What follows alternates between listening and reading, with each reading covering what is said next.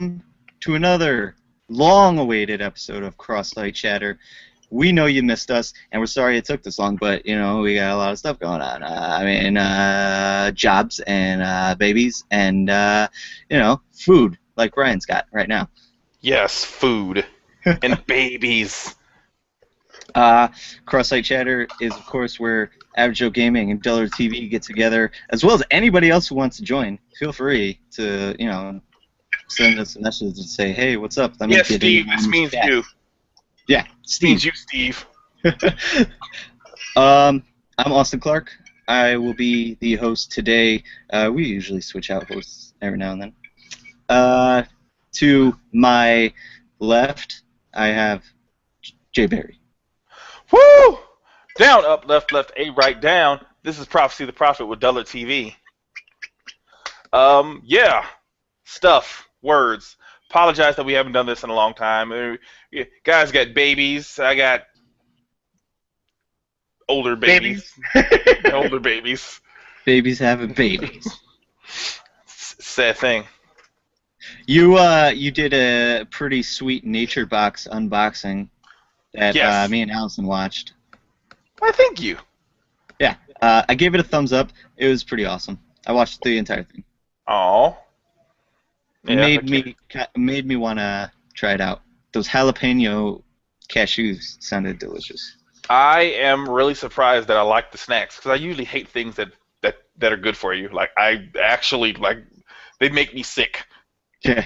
They make me physically sick. It makes me physically sick to eat healthy. I get so sick feeling healthy. I try most of the stuff was on par with its in real life unhealthy counterparts. Yeah. Sucks. We also, to my right, I have Brian Maldonado. Hey! Yes, I see you going.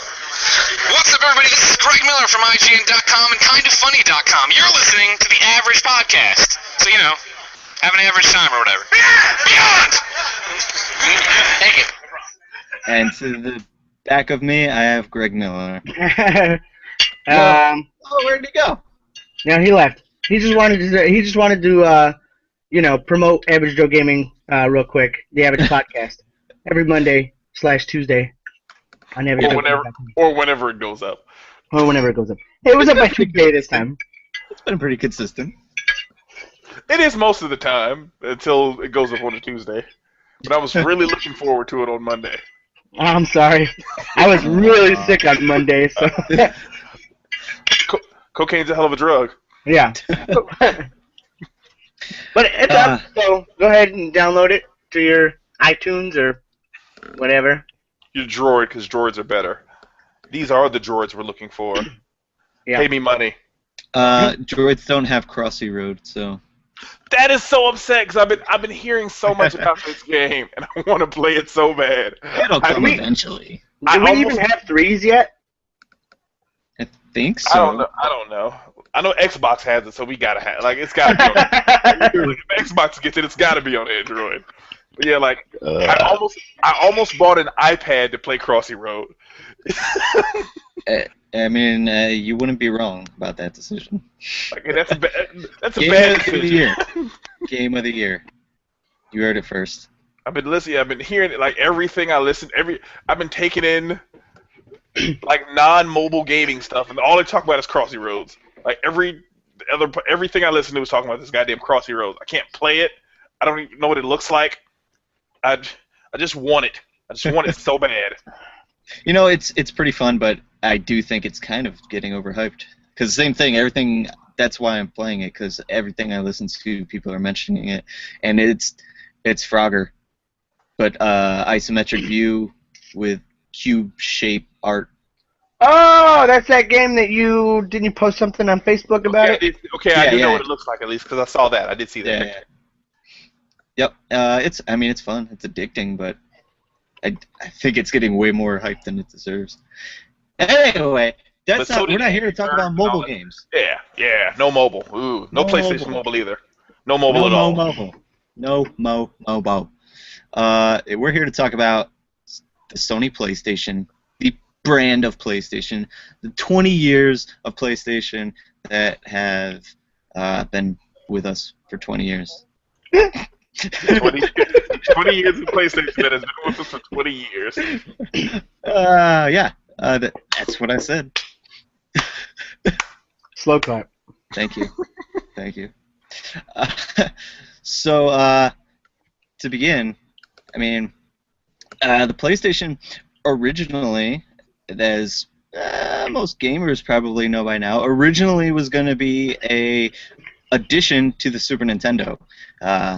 Sony was going to partner with Nintendo to release an add-on, a CD add-on to the Super Nintendo, and this deal went all the way back to 1988, and they were working together here and there, but once Yamauchi, from the head of Nintendo, found out that the deal kind of gave too much power to Sony, they would basically own all the games that these CDs were, and they didn't really like that. So Nintendo went behind their back at the Consumer Electronics Show. I want to say it was either 91 or 92, and flat out just when they were supposed to announce their partnership, they were like, "Hey, we're partnering with who are they? Who was it? Panasonic. It was Panasonic. Or Philips. Maybe it was Philips. It was Philips. It was Philips because they released the CDI. Yep. So here's good old man Sony like, oh yeah, we're gonna partner with Nintendo, and then he's getting his tie ready to go up on stage, and they're like, and we're partnering with Philips. Yeah, what a slap in the face. That hurts personally. That's especially crazy. Isn't Philips is an American company, if I know right, and that's awful. They slighted another Japanese company to partner with those American devils. Yeah, that's Plus really, the fact, did anything happen with the partnership with Philips? Yeah, they made the system the CDI, yeah. which they had a Mario game, duh. a bunch of bad Zelda games. Right. Really bad Zelda games. No, that was Nintendo's greatest accomplishment was the CDI. Anyway, so the folks at Sony and PlayStation were trying to figure out a way to keep their video game idea going. The higher ups at Sony didn't really want to get into this business. They felt like video games were a fad. It wasn't going anywhere. It was this won't make us boatloads of money. Right. We're selling TVs and phones and Walkmans. Cut to 30 years later, and it's their biggest selling branch. Right. It's the only thing making money. We're gonna start making these laptops. That's where the future is. So luckily they pushed through. There actually was talks with Sega at the time, with the head of Sega, Tom Kalinske, and he was trying to get Sony to make a CD thing with them. Eventually, Sony just wanted to go their own way. They put out Sony PlayStation, kept it one word instead of two words to kind of break off the Nintendo little agreement. And on December 3rd, 1994, the Sony PlayStation was released to Japanese audiences. And then in September of 1995, it came over to America, where gaming was changed forever. Was it? I mean, I felt like it would change forever. It was. The advent of the PlayStation I feel like, was a generation jump, just like.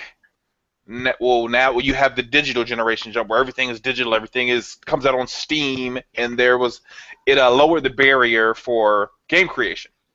Because now it's because when you made games with Nintendo and with Sega, you had to buy those cartridges outright. You had to buy those cartridges from them, and then put games on them. You had to pay for those. You had to pay, and those were not cheap. Right. No. Right, so doing it on CD actually opened the door for a lot of developers to be able to make their games. Yeah. Yeah. Yeah. I would say, so, like, when you talk about, like, when you were questioning whether it was a jump in the industry, there's, like, a few moments that I consider jumps in the industry. Like, your home console, the home console space. I would say like Atari is like one of the first, obviously. That was like the first. I'd go Magnavox Odyssey because that was actually the first video game console. Yeah, but I think Atari was a bigger console, and that was the one that introduced video games to your home. You know what I mean? Yeah. Like I would say that. I mean, the Odyssey started it all, but it kind of. I feel like the Odyssey was still kind of thought of as just a toy. Right. It was a gimmick. Right. And later with the Atari, like I feel like with the doors flew open. Yeah, basically. Gotcha.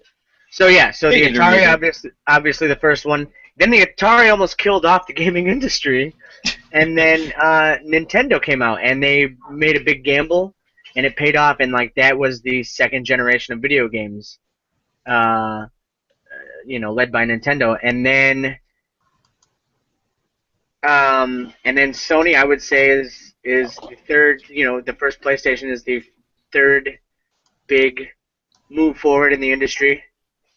When I think about it, I kind of just personally, I feel like the beginning timeline of video games was kind of like it was still very kid friendly and very thought about for kids, more so than anything.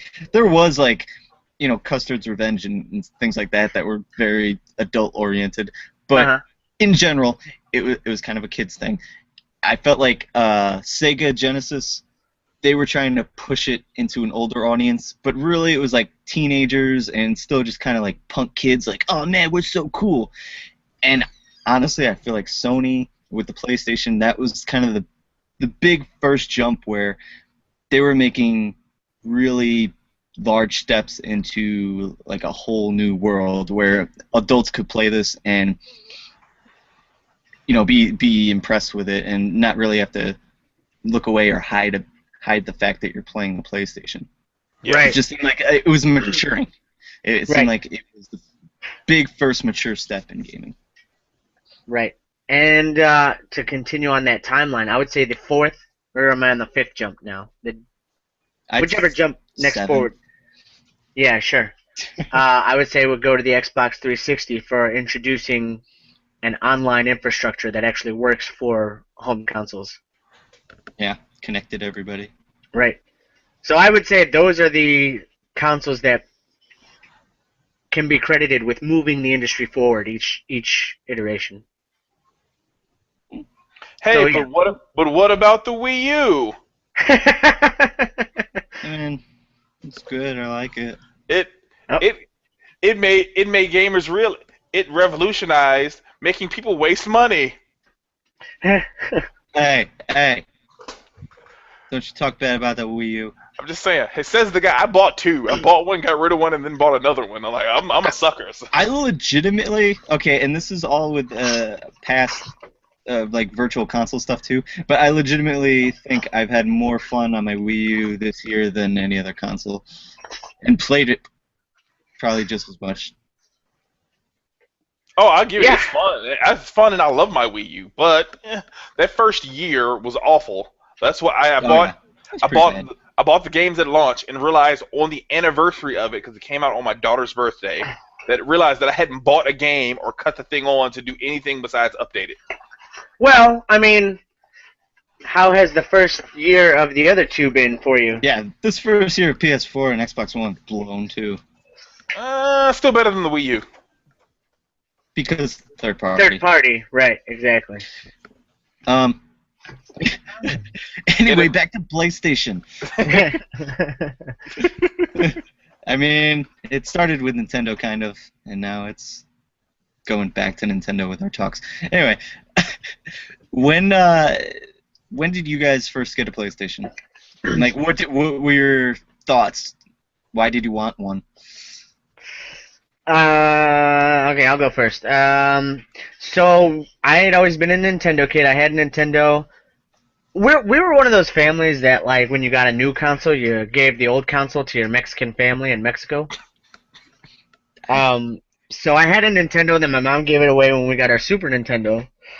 And then I managed to hold on to my Super Nintendo and she bought a PlayStation. I don't even know why she bought a PlayStation. I don't remember specifically asking for one. I just know that maybe she was just trying to keep me up with the times, which I guess I owe her a bit of gratitude for that. That's always nice. That's awesome. Yeah, because she also bought me a PlayStation 2. I guess this is later down the road, but she also bought me a PlayStation 2 without me. Maybe I did ask for that one. It doesn't matter. But, so anyways, she bought me a PlayStation. I think we had... Jeez, what games did we have? I know I had, like, 2 Extreme, 3 Extreme. I had Medieval, I know, for a fact. We had Medieval 2, I believe. My favorite disc, though, was the PlayStation Underground disc with Tomba, and I put a lot of hours into that demo. And so many hours that when my mom bought me the actual game, I didn't play past the point where the demo finished. What's up, Muhammad? What's going on, Mo? We're talking about our PlayStation experiences. Segue. My first PlayStation, the PS1, the PSX as it was known back in the day, now that means something totally different, was I got it... Now, wait a minute, before you go forward...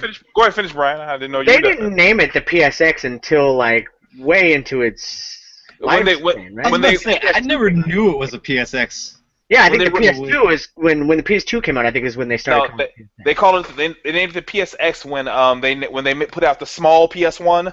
Yeah. Oh right, right. The original was the PSX, and the PS1 it was PS and spelled out 1 was the smaller one. Right. Okay. All right. I'm just saying. I know my lore.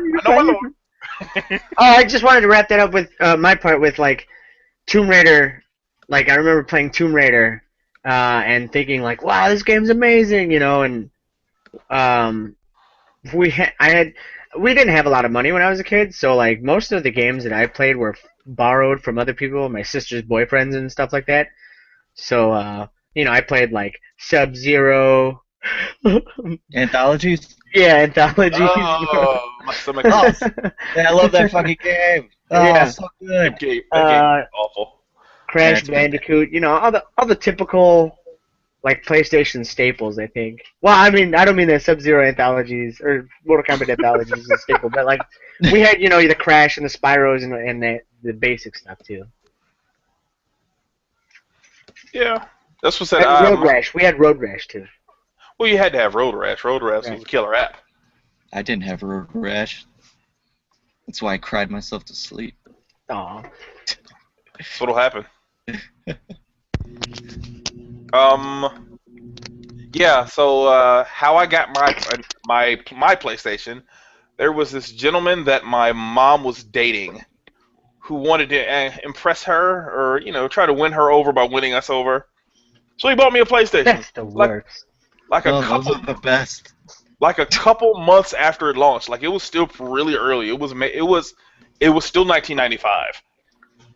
Like it was still like the game I got like 3 demo discs in Tekken. Tekken was the only full game I had at the time, the original Tekken, which at the time it was the best looking game I had ever played. Yeah, I remember playing Tekken and being like, "Wow, these graphics!" and like that was the first game I can remember, at least it seems like it now, where the fighters were the height of the screen.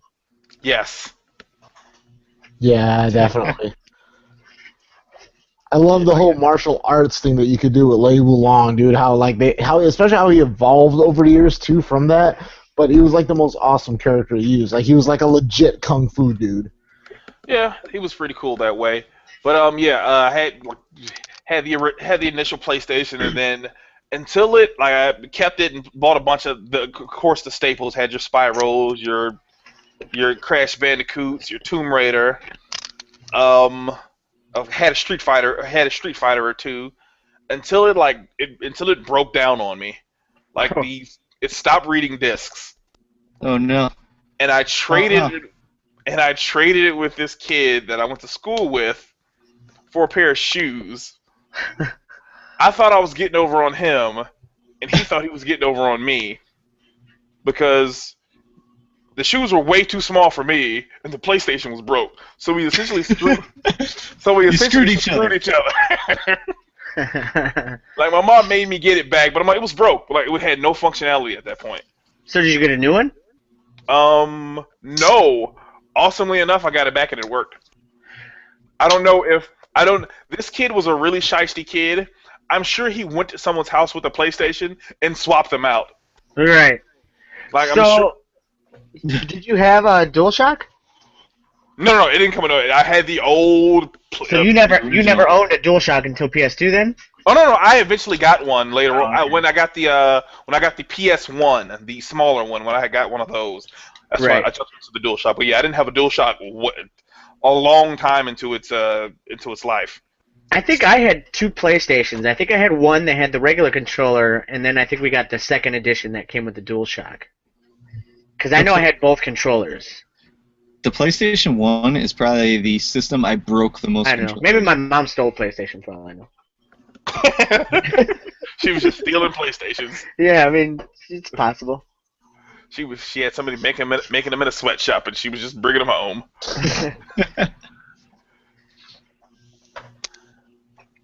Yeah, I broke so many PlayStation controllers because I was a angry little child when games wouldn't go my way. And those first editions were pretty not. They were fragile. And I mean, I was little, so I got a lot of cheap knockoff ones too. Right. So like, if you drop them on the floor, they'd shatter in a million pieces. Yeah, but when you definitely. Throw them at the floor forcefully, they really go everywhere.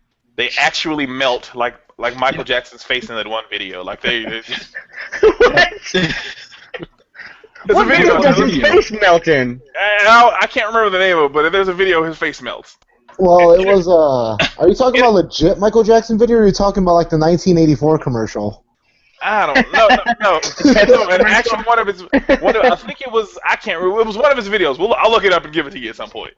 Oh, you're talking about Leave Me Alone. That might have been it, yeah. I just know his face melted in the music video. Yeah. Leave me alone. His face melted at some point in a music video, and that was, that's what it did. That's what PlayStation controlled. A lesser known fact, most of the original PlayStation controllers contain bits of Michael Jackson's original nose. Add that to the Wikipedia page. Done and done. Austin, when did you get yours? I got mine kind of later on. I had a Nintendo 64 originally, so I had Nintendo, Super Nintendo, Nintendo really quickly, 64. I have a question, time-wise. What is the order that they came out? Because I can't remember. 64 was 96, right? Yeah, it came out after PlayStation. I'm pretty sure. Because I think that's why I got a PlayStation. Because it was earlier, cheaper, maybe. Yeah, I think Brian froze. That's just because I also had a 64, but that was after the PlayStation. That's why I couldn't remember. I couldn't remember the time. I thought I was right with my timeline. Yeah. So like at that time, I just wanted to stay with Nintendo, and I was like, it's got great games, Mario 64 and Star Wars Rogue Squadron and Banjo-Kazooie. Banjo-Kazooie, yeah. But like the releases just got so spread apart that like you looked over at the people playing PlayStations and they had like a new awesome game every week, it seemed like. And one of my friends had one and I played one, and I think it was like around the time when Spyro the Dragon first came out or was about to come out, and I looked in like some magazines and there was a Eidos game called Ninja Shadow of Darkness. Wow, I remember that game. I was like, I need this game because I love ninjas at the time. So I even bought an official PlayStation magazine that came with a demo disc for it before I even had a PlayStation. And my uncle came out and visited us from New York, and he like was kind of frivolous with money, and I just like I had this feeling that he would buy me it if like I just made it very clear that I wanted one. And one day I came home from school, and there was a bag, and he's like, "Oh, I got you something." And it had a PlayStation 1 with, I think, like, Crash Bandicoot came with it, or maybe he just bought Crash Bandicoot and Jet Moto 2. So those were my first games for PlayStation. And funny story, Ninja Shadow of Darkness, I never even played, even though that was like the main game that I wanted a PlayStation for. All I did was play the demo disc I had. But yeah, it was, and from there on, it was like that was the time of demo disc where like I played. I think every game I had, I almost played a demo for it before that, like Metal Gear Solid, Final Fantasy 8. There's just like a demo disc all the time. My favorite PlayStation Underground demo disc was the third one. It had a game on there called Assault Rigs. It was awful. Is that what is it? It was a polygonal tank game, and it was just bad. I was bad at it, but I was hooked to the game. Like I was bad at it. It sucked. I sucked at it. And I still loved it. Yeah. That was when you could get demo discs at Pizza Hut. Uh-huh. Yep. I remember that. I would read a book. I would take my book at thing to Pizza Hut. I'd get a personal pan pizza, and then I wanted my demo disc. You guys remember those commercials where Crash would roll up on Nintendo, the Nintendo offices? I believe they were Pizza Hut commercials, weren't they? No, those were just Crash Bandicoot. Those were just Sony commercials. And Sony and PlayStation. Crash definitely did some Pizza Hut commercials because I remember him eating pizza backwards. I'm sure some of them tied into it. I'm sure. I think he had one where it was a Nitro Kart commercial. I think there was a tie-in with Pizza Hut or something. I know he ate a pizza backwards. He was like, "You start with the crust." Oh, the stuffed crust one. Yes, I do remember that commercial. I do remember that one. Oh man. Good time. They had some great commercials back then. But yeah, this was like a time where, like I said, it was kind of maturing, but at the same time, like they were ballsy and like willing to make risks and just go after the competition, like those commercials with Crash Bandicoot outside of Nintendo shouting at them. I mean, that was awesome. And for me, like you, plumber, or whatever he said. Yep. Coming for you, plumber boy. Yeah, that's what it was. For me, and playing Final Fantasy VII for the first time, like that changed my whole outlook on games and what they could be, and like how just big they can be, and how into a story they can be. It was awesome. My first PlayStation game that did that was Legend of Dragoon. Yeah, that was pretty sweet. That was the one that I played Final Fantasy VII. I came late to the party with that one. I played it towards like late after, but I'm like that was the one that hooked me. That's this is what, because I didn't really care about many JRPGs on the in the Super Nintendo years. There was a couple I enjoyed, but like they didn't hook me. Like I didn't really care about them. They were just fun. They were games, so I'd play them. But like Legend of the Dragoon was the first one I cared about. I was too young when for like Super Nintendo JRPGs. I did like Super Mario RPG, but that was because it was Mario.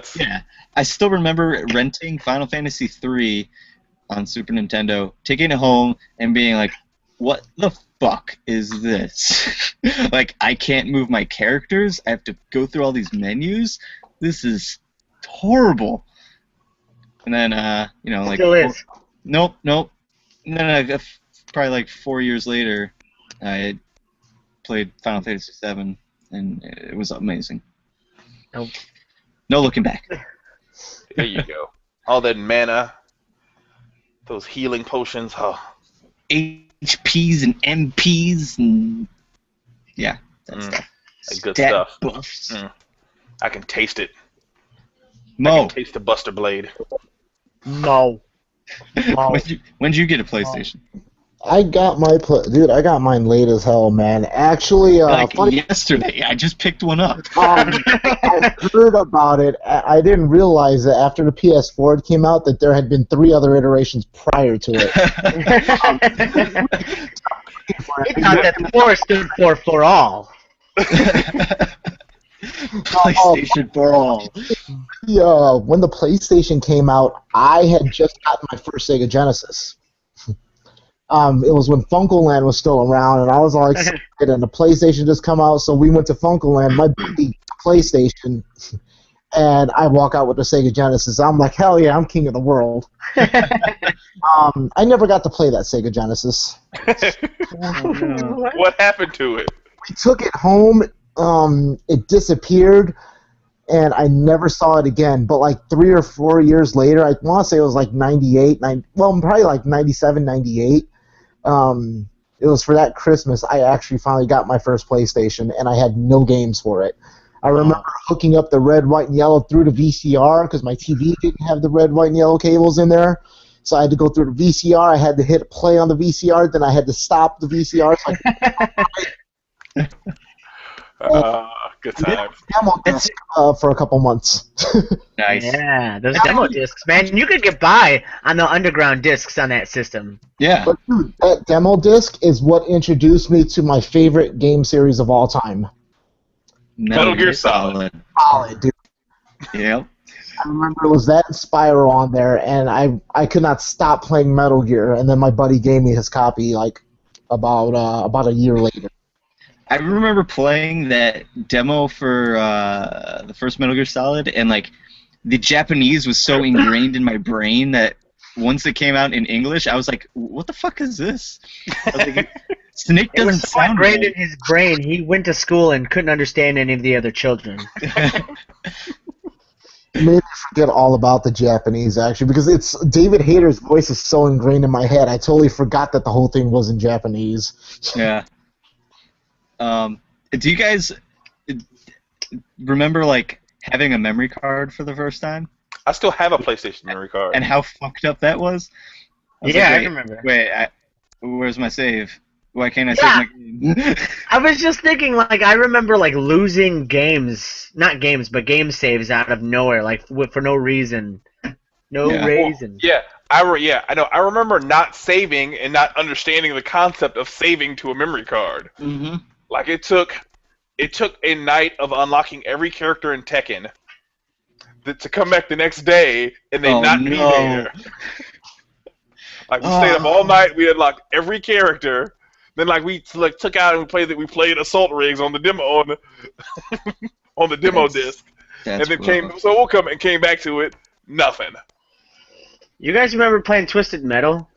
Oh God, yes. I only played the third one. I've played every Twisted Metal game. I played, okay, so I remember playing Twisted Metal, and then there was the third-party game. I don't know if it actually was a third-party, but Nintendo had a game on the 64 that was called, oh shit, I don't remember, but the main vehicle in it was like a bus. You guys remember that? Vigilante 8. Vigilante 8, I knew it had 8 in it. Yes, That was on Vigilante 8. PlayStation 2. Yeah, Was that's okay, I wasn't sure. But I know it was on 64 because I had that. That was a 64 game I had. Right. I was just thinking how, like, Twisted Metal spawned that game and probably a couple others. Oh yeah, PlayStation 1 had tons of car combat games. It spawned Carmageddon. Apparently there was a Star Wars one. I just heard about it. Yeah. That makes me Star Wars cringe. car combat. They just recently released that the PlayStation theme for your Vita, PS3, and PS4. Yeah. Uh-huh. And oh my God, I've never cared about a free theme so much. Because like it, because You just love those sounds. Because when you boot, when you boot your PS4 up, it gives you that old sound of when you would start up the discs, and it gives you the sound. If you close your eyes, you can see the white screen with the orange and gold diamond, and it just makes your life better. When I went back, I went back and replayed all the Spyros a few years ago, and every time I would boot that up, I think I played it on Vita, or maybe it was PSP. I don't remember. But anyways, every time I would like boot it up, it would do that the old PlayStation chime. Man, I was like, man, I love that noise. So like when this theme came out, I was like, yes, totally downloading that. But then you hated it. Well, I don't like the system music. I like the chimes. I just wish it was just that. Yeah, agreed. Just keep chiming. Okay. Also, do you guys remember putting in codes into those demo discs? Not specifically, no. No, I don't remember that. There were 3-button combinations that would most of the time unlock a video, but like one per disc would unlock one more demo. Like you had to on each. There was a 3-button combination for like every third video or every third game or video. Like on the list, if you went to it, it was like X circle X. Or like there was a 3-button combination that would flip it around. And then you had to put in that 3-button combination, and it would unlock something. No, I don't remember that at all. Oh. That was like the best thing. No. You had to hit like L1 and R1 at the same time. Then it would flip it and give you that. But yeah, they unlocked other videos and then games. That was probably one of because I think we sat on the controller one day. And like it flipped around, and we were like, "Oh shit!" Just happened to press the proper combination. Right, like we said, "Oh shit!" It was "oh shit," and then it became like it was before the internet was huge and was a thing. We went to school and we were asking everybody if they knew about these, and then like we were writing them down, trading them with each other. They were Pokemon cards before Pokemon cards were cool. Oh man, good times. I miss that. I miss not having the internet. Yeah. So the PlayStation lasted for a while, and then 2000 came along, and then we got the PlayStation 2. Woo! Doggy. Quite possibly, in my opinion, maybe one of the best systems ever created. Maybe. I can get behind some of that. The library on hours the PlayStation 2 is amazing. It's got so much variety and so many good quality games. Yeah, and it lasted a long time.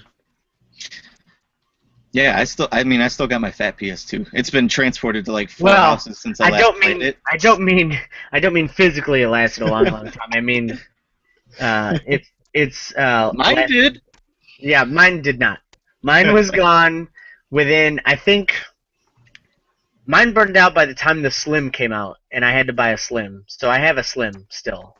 I had like 5 PlayStation 2s. It blows my mind like hearing this now because at the time, it never thought it was broke like on an me. indestructible piece of hardware. Yeah, it was huge. Yeah. It was big and fat. Mine lasted all the way until they announced the PS3. Like mine lasted forever. Mine did not last that long. Like I was working. Four others broke. In that last year. Yeah, like seriously, like they announced the Slim. I bought the Slim. Still had the functional of the other one. The only thing that was wrong was like the door had come off. The sliding out the front had come off. So I bought a Slim because I was worried about something had gone wrong. I actually had a job at the point and bought a Slim. My cousin's PS2 had went out, so I had given him mine. How old are you, Jay? I'm 29. Oh, okay. Because I was working like summer. Because for the city of Gary, I worked summer jobs, and like that was what my money went to, video games. So like every summer I'd work and then buy video games with it. But Dude, one solid piece of hardware though, man. That was beating, man. I got mine as a gift from Marty, man. You remember Marty? Right. Is that when you got your first one? That was my first one, man. He gave me his, dude, and the door was all jacked up. Like the tray wouldn't come out half the time. I had to like ghetto pull it out and shit. I remember that with the butter knife. Dude, and then, dude, it was so messed up, man, but I kept using it forever, man, and eventually I met my wife, and she's like, let's get you a new PS2. And like 2 years later after we started dating, you're like, no, this one works fine. It took a couple of years, but yeah, just the combined it happened. To go back to when I got it, I got mine senior year of high school for the Christmas 2002. That's when I got mine, because the girl I was dating that I started like. Wait, let me backtrack, and there's a story that goes along with this. The girl that he impregnated ended up giving birth to a PS2. Yes. No. So My cousin was going on. My cousin was a year ahead of me in school, so he was going. He had left for college. For a week that my uncle drove with him down to Texas to drop him off and help set up everything. I house sat. So like when my cousin was always a dick about like letting me use his computer and stuff and all that stuff. So before he left, he gave me like his passwords to everything, like his AIM messenger and all that crap, because we still had AOL at that point. And this one girl that this chick that he would message him, she messaged him and said, "Oh, saw someone online, said, 'Hey, what's going on?' I said, 'Well, this isn't the person you think it is. He went to college. He left and went to college.'" She was like, "Oh my God, I can't believe that he didn't say goodbye to me." I was like, "Well, that sucks." Wait. Why were you on his AOL? Because I didn't have an email address a functioning email address. Okay. All right. Like you had to have an AOL email address at this time to use AIM at all. Are you sure? Like at that time, like I couldn't. They wouldn't let you sign up. I had already done like 13 of the 30-day trials using different crap. I had AIM, and I don't think I ever had AOL. Mm-mm. Oh yeah, you could totally have AIM. That came later though. Oh yeah, AIM. Oh no, yeah. This was when AOL was still before AIM was. I think AIM was like was a little bit shortly after that. Everything. You're talking about a time when we didn't even realize that you didn't need AOL to have internet. Or maybe that was it. But like, yeah, because Marty had Netscape. I remember now. I had Netscape too. But yeah, like I couldn't use. So boom. Like so, I started. She was like, "Oh, that sucks." He didn't say bye to me. I said, "Well, yeah." She said, "So what's your name?" So I started talking to this girl, and blah, blah, blah. So I dated her through the summer. She was kind of a dweeb and a real spaz. But so that's not the thing you say about your first love. I loved her because she bought me a PlayStation 2. But we'll get there. So we're seniors in high school. Like I only talked to her like I had a girlfriend at the time, so I only talked to her like on the weekends because she had a car. And like we'd get out, she'd take me to the movies, we'd go eat, and then other stuff. And so she asked me. Baking cookies, right? Yeah, like there you go, baking cookies. So I thought you said bacon pancakes. Oh, that works. That works too. So she asked me, "Oh, what do you want for Christmas?" Me being the debonair dick that I thought I was like a PlayStation 2. Just being like I was completely being an asshole. She said, oh, "Okay." She like the next weekend she picks me up. We go to South Lake Mall, which was still aptly named South Lake Mall at the time. She buys me a PlayStation 2. Her dad gives her the money to buy me a PlayStation 2. Wow. I don't. How much were PS2s at the time? They were $300 still. They were $299. Get out of here! In 2002, 2003, they were still $300. They were still $300 because it was a Blu-ray. I mean, it was a DVD player. The DVD players hadn't gone down yet. Yeah. Okay. I remember that. And like we spent like $500 because we bought like 2 controllers and a bunch of games. Because I'm like, she was like, "Oh, well, just get whatever you want." I was like, "Great." And you made a big mistake. And then I got that was my first PS2. And then that one lasted forever. Then like I got a Slim that broke. Oh, let's jump back to the more present time. Like I ended up, when the door broke, I gave to my cousin because I said, "Oh, I got an okay job." I'm like, I don't have anything to spend the money on except for video games, so I bought a Slim. The Slim broke down. I bought another fat one that broke down. All the while, the one that my initial one that my cousin had of mine still functioning. Huh. Wow. I wish I had a girlfriend who bought me a PS2. She actually went to the same school that Austin went to. I know, knowing now what school he goes, he went to he went to.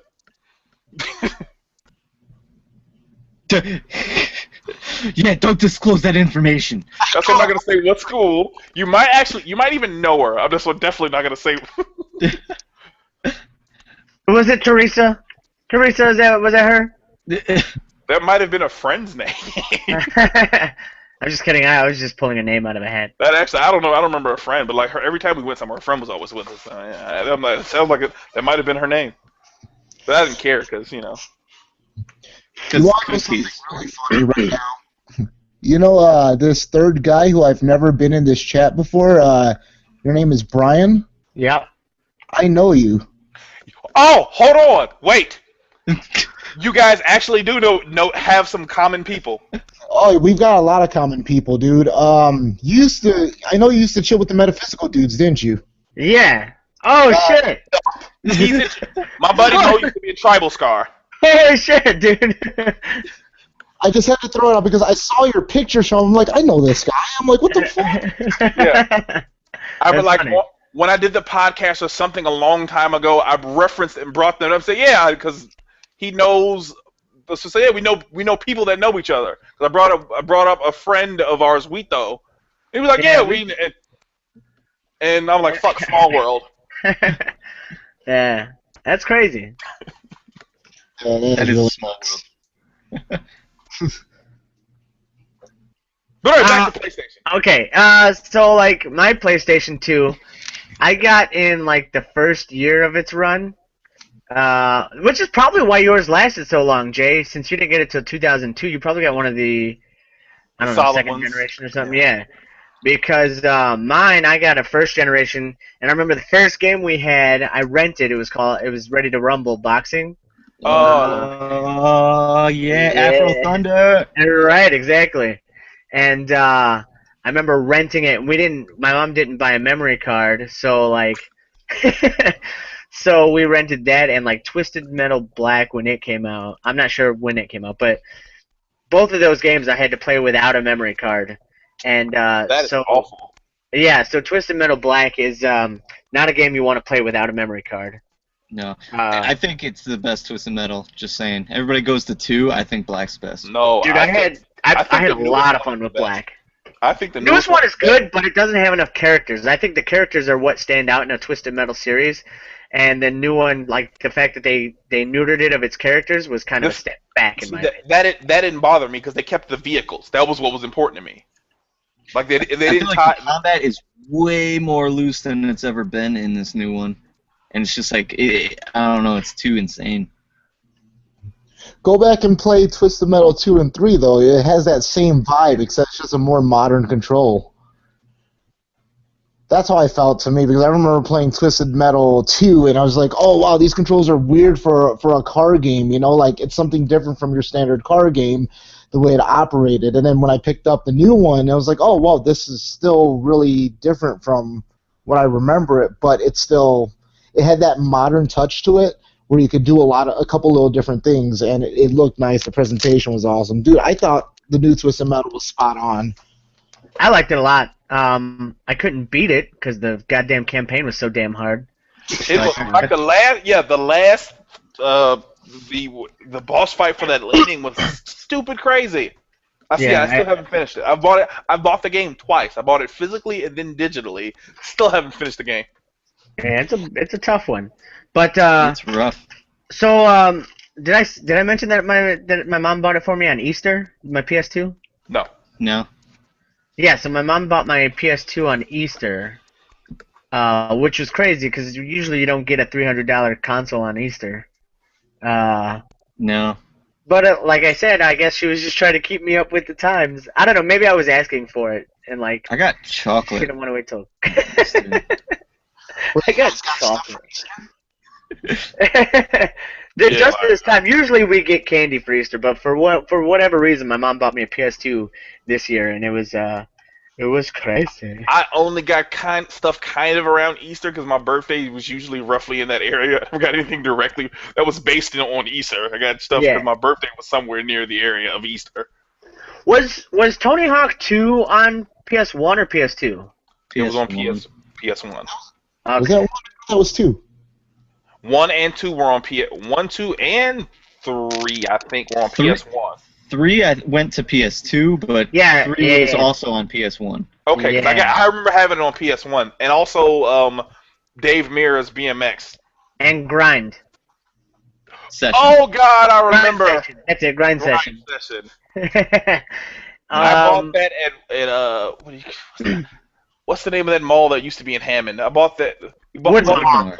Woodmar. I bought it for like $5 at the KB toy store that was there. When the game was not too old, it was less than a year old. It was $5. I should have known at that KB point. was closing down. No, it was before. It was before. Like it was a little bit before they were closing down. I think. Oh, it's just because the game was bad. Is that what you're saying? I think they had a lot of copies. What was I gonna say? I guess that goes back to my PS1. Like, dude, I played the shit out of Tony Hawk, and like that carried over into the PS2. And I remember what like the Tony Hawk and what was the I think it was a Bob Burnquist game or something like that. He spun off and did his own X Games, I think, skateboarding or something like that. Yeah, something like that. I remember thinking like, whoa, dude, the graphics on this are crazy. Like, I remember thinking like how smooth they were. Like, cause remember in the PS1, like faces were blurry and like people were like, yeah, like even towards the end of its cycle, like things were still kind of blurry and you could like the jagged edges were on. You know, you could see the jagged edges on characters and stuff like that. Hey, but they had Spider-Man. Well, yeah. I'm not saying that that was great, but like when the PS2 came out and like you had like the visual jump from PS1 to PS2 was like mind-boggling for me. I agree. Yeah, it was a huge jump by the comparable standard. Right. I mean, never mind. Brian, you were still talking, but that No, was no, going to go I'm into done. my story. No, go ahead. I pretty much just said I got it on Easter, and like the fact that they continued a lot of my favorite franchises onto the PS2 was like one of those great things that I was like, oh my god. I do remember getting. I will end with this. That I remember getting like finally getting a memory card, and just being so happy. And then I think I ended up with like 2 or 3 of those things because like one was not enough for that system. No. Unless you got that like 32 megabyte. 64. Yeah. I had a memory card where you had to load a disc in before it would load the save. It was horrible. But it was like, I think it was like a 64 megabyte. It was weird. I remember those. Mine had a button on it. I had to push to change memory cards. But like there was a big bubble on the front of it and had a bubble. You had to push the button to like cycle through. I guess to activate. It was only set for a certain amount of memory, and it just cycled through. Yeah. Huh. I wish I had that. That would have been much better than loading a disc beforehand. That's what you get for buying Mad Cats. Yeah. That's the other thing about my PlayStation, my 20-year love story with PlayStation. I never bought off-brand hardware. Oh, I always did because it was cheaper. Like PlayStation stuff was really expensive. Yeah, like but you could buy a $20 controller or a $40 controller. Well, you also got what you paid for. Yeah, I threw it on the ground anyway. Right. A broken controller is a broken controller. I'm just saying, Max Payne was hard as shit. Sometimes you had to break a controller. There was one aftermarket controller that I ever got. For the PS2, it was a Logitech wireless, and that thing was golden. $20. Yeah, some Logitechs were decent one at one point. That still lasted. Yeah. But Mad Cats, they were horrible. But yeah, like my PS2, when Brian was talking about like the graphical leap, I first got a PS2 probably like 2 or 3 years after it first came out. I got it for Christmas. That was like the only thing my mom could afford. So she rented me Final Fantasy X and Grand Theft Auto Vice City and said, here, these got to be back by like Tuesday or something. So I started playing Final Fantasy X with no memory card because I think I was under the assumption I could use my PlayStation 1 memory cards with it. Nope. I remember thinking that's why we didn't have a memory card for a long time, too. Yeah, I remember that being a thought, and then, yeah. But, like, I played Final Fantasy X, and, of course, the first 5 minutes is, like, all a cutscene. But then it goes into the game, and I was just standing there, like, my character. I was just, like, waiting for the game to start. Little did I know it already started, and I was just thinking it was still the movie. I'm like, holy shit, this is the graphics. And then he played 13 hours of Blitzball. And then I lost all of the and I had to do it all again the next day. But yeah, once I realized I needed a memory card, I went to, it was like Hollywood Video or something, and I bought a used copy. I think they had used copies of Devil May Cry and a memory card. And that was Devil May Cry was my first bought PlayStation 2 game, and that was amazing. That's good You stuff. know, I think one of the biggest staples for the PS2, I think, you know, it had already gotten a little bit of following beforehand. It had its own following already in the PS1 days, but Grand Theft Auto really shot off on the PS2. Yeah. That was the game changer. Huge. That was like one of the games that like I wouldn't say made it, but like kind of like what Crash did for PlayStation 1, how he was kind of like their thing when the PS2 came out. Like, you know, there were a lot of really solid games, but like Grand Theft Auto kind of like just upped the ante for everything, dude. Like, you're getting into this sandbox now. You have this open world for the most part. You could do all these things, and it's like essentially just like a real-time game, and it's like a real-world simulator where you just have some fun. And people were living out these really fucked up fantasies that a lot of little kids probably had. Yeah, and that, like you said, nothing ever was like that before. I mean, certain things tried to. There was other Grand Theft Autos, but nothing was on that scale before. Well, also, a first of its kind that happened on PS2, Guitar Hero, when it came out, was only on PS2, and like, I remember a lot of people were like, "Oh, that game's stupid. What is it? It's not even a video game or whatever." And then Why don't you just play real guitar? Yeah, and then I remember like it took the world by storm within like a few weeks or whatever. And oh man, that game was so good. You sure it wasn't? I thought 2 was the one that like pushed it up. Cause I played like 1 like once. And, oh, I really want to check this out, but I'm like, eh. Yeah, I think what happened was Guitar Hero 1 had its following, and that's why it was able to get a second one. Second one, and then the second one is what made it blow up. Yeah, I think you're right about that. But I remember being in on the ground floor for Guitar Hero, and Alyssa's brother, who's a fucking Guitar Hero expert now, he came over to my house, and I was like, yeah, dude, I got Guitar Hero if you want to check it out. And he was like, no, that's stupid. I don't even want to mess with that. By like 2 days later, he was already like, I have the 2 buttons, dude. I have 2 Guitar Hero stories. I broke up with a girl because of Guitar Hero 2. I'll go do that one first. We went to South Lake Mall, Maryville, Indiana.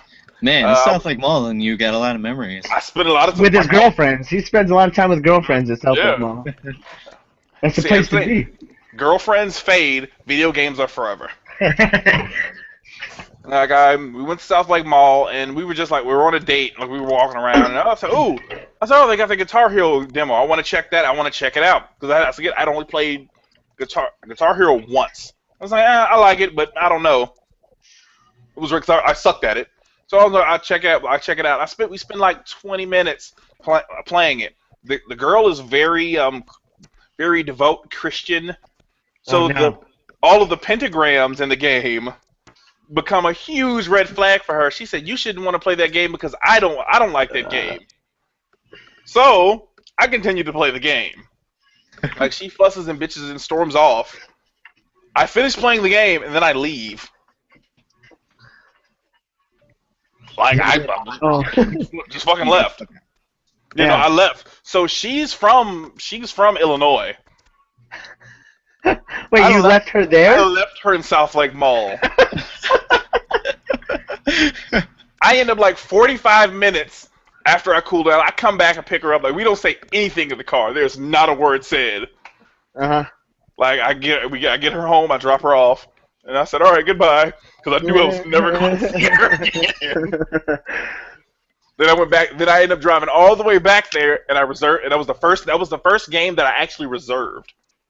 Because I never put money like down. Like I said, "Yup." I said you win my vote, and that was like the first game I ever reserved because I never had it in advance. Had it this time. I said, "Yep." Plunked it down, and that was it. With that second story, a buddy of mine go over to play Guitar Hero at his house. He's trying to get his girlfriend into gaming more. At the time, girlfriend, now wife. Trying to get her into gaming more. So we play Guitar Hero.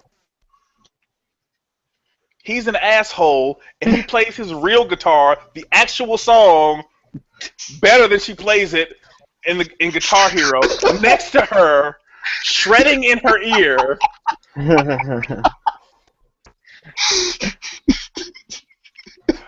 By the laughing, we all know it's Mo. It's Mo. We're at go to his house. He's playing the song, sitting next to her, like 100 times better than we could ever play it in Guitar Hero. Playing the real song, being a complete dick. Man, what an asshole. The roles have kind of reversed now. For Guitar Hero than the.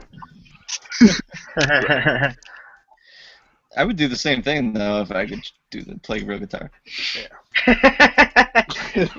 I agree. I would too, but like I wasn't that much of a badass. He was, and completely wrecked it. He completely wrecked all of her joy that day.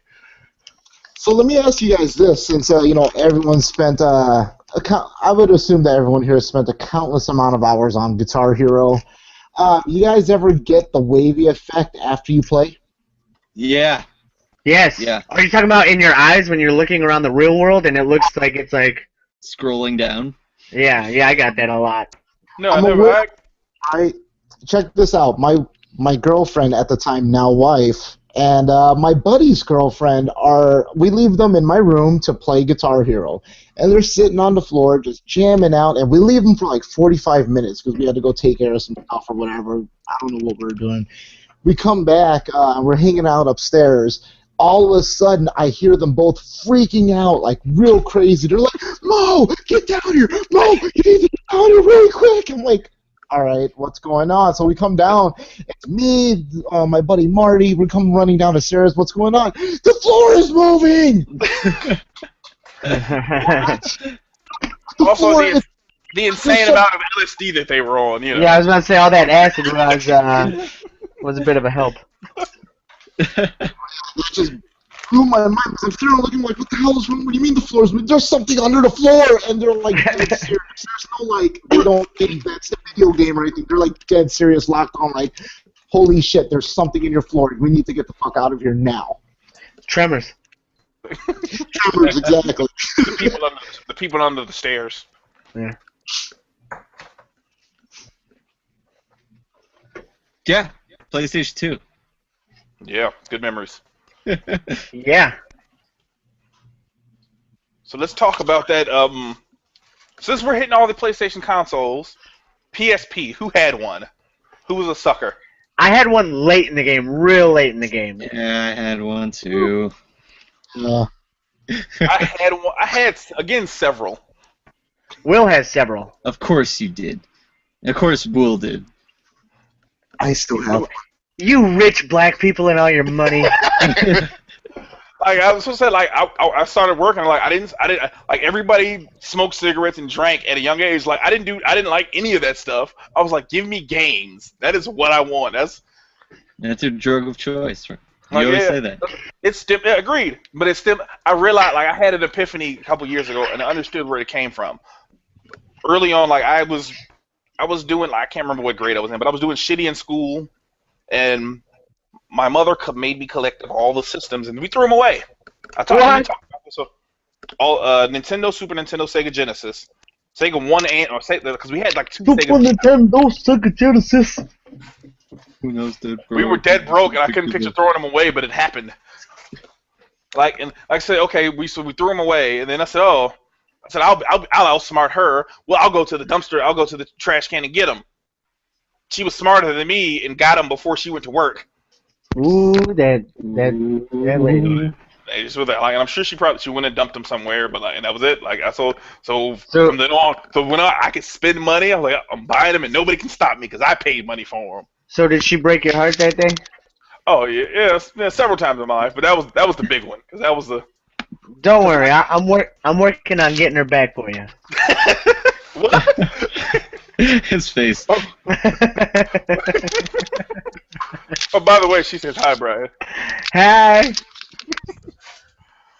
But yeah, like so, like, but oh goodness, it's the PSP. I'm like, I don't remember. I can't remember when I got my first one. I know I had one. I had a black, the original, the Fat Boy. I remember now. Again, another girlfriend. Me. Were you at? Wait. Were you at South Lake Mall? Down Eventually. down the street from South Lake Mall. She had a job at Best Buy during the holiday season. Whoop, whoop. Her and a friend of hers fucking ripped them for. I got an iPod. I got a PSP. Like she ripped them for. She ripped the. Yeah, she. So you had a criminal that year. You didn't have a girlfriend. You had a criminal. Criminal with sex. Yeah, that's kind of criminal. But yeah, like she like ripped, and I got a PSP. Like it eventually, like I got so addicted and hooked to it. Like eventually, when it broke, I did replace it. Like every time a slim model came out, I would replace it. It was like how people are about their phones. I was about my PSP. So I got a PSP late in the game. I got one. There was 1,000, 2,000, and 3,000, right? Yeah. And the How did it go? Don't even mention the Go. The G1000, which I had. And the Go. That's what the Go. That's what said the Go was G1000. Yeah, don't even mention the Go. So I got my PSP late in the game. It was after. I specifically got it so I could play the God of War games on PSP. I want to say I got it after they re-released God of War 1 and 2 on PS3. But before God of War 3, I'm pretty sure. So whatever year that was, what, 2008, 2009 probably? You came late to the game. You came after the PS3 had come out. Yeah. So like 2007. I think they ported them in 2008. I think that's when they ported the two to PS3. No, that was they had just come out. The second one had just come out. Those were like the God yeah, but the second one was out in 2007. They didn't port it the same year. No, that's what I said. It wasn't. It was late. It was like 2009 when they ported those games. Well, God of War 3 came out in 2009, didn't it? And it came out earlier that year or whatever. It wasn't that far before it.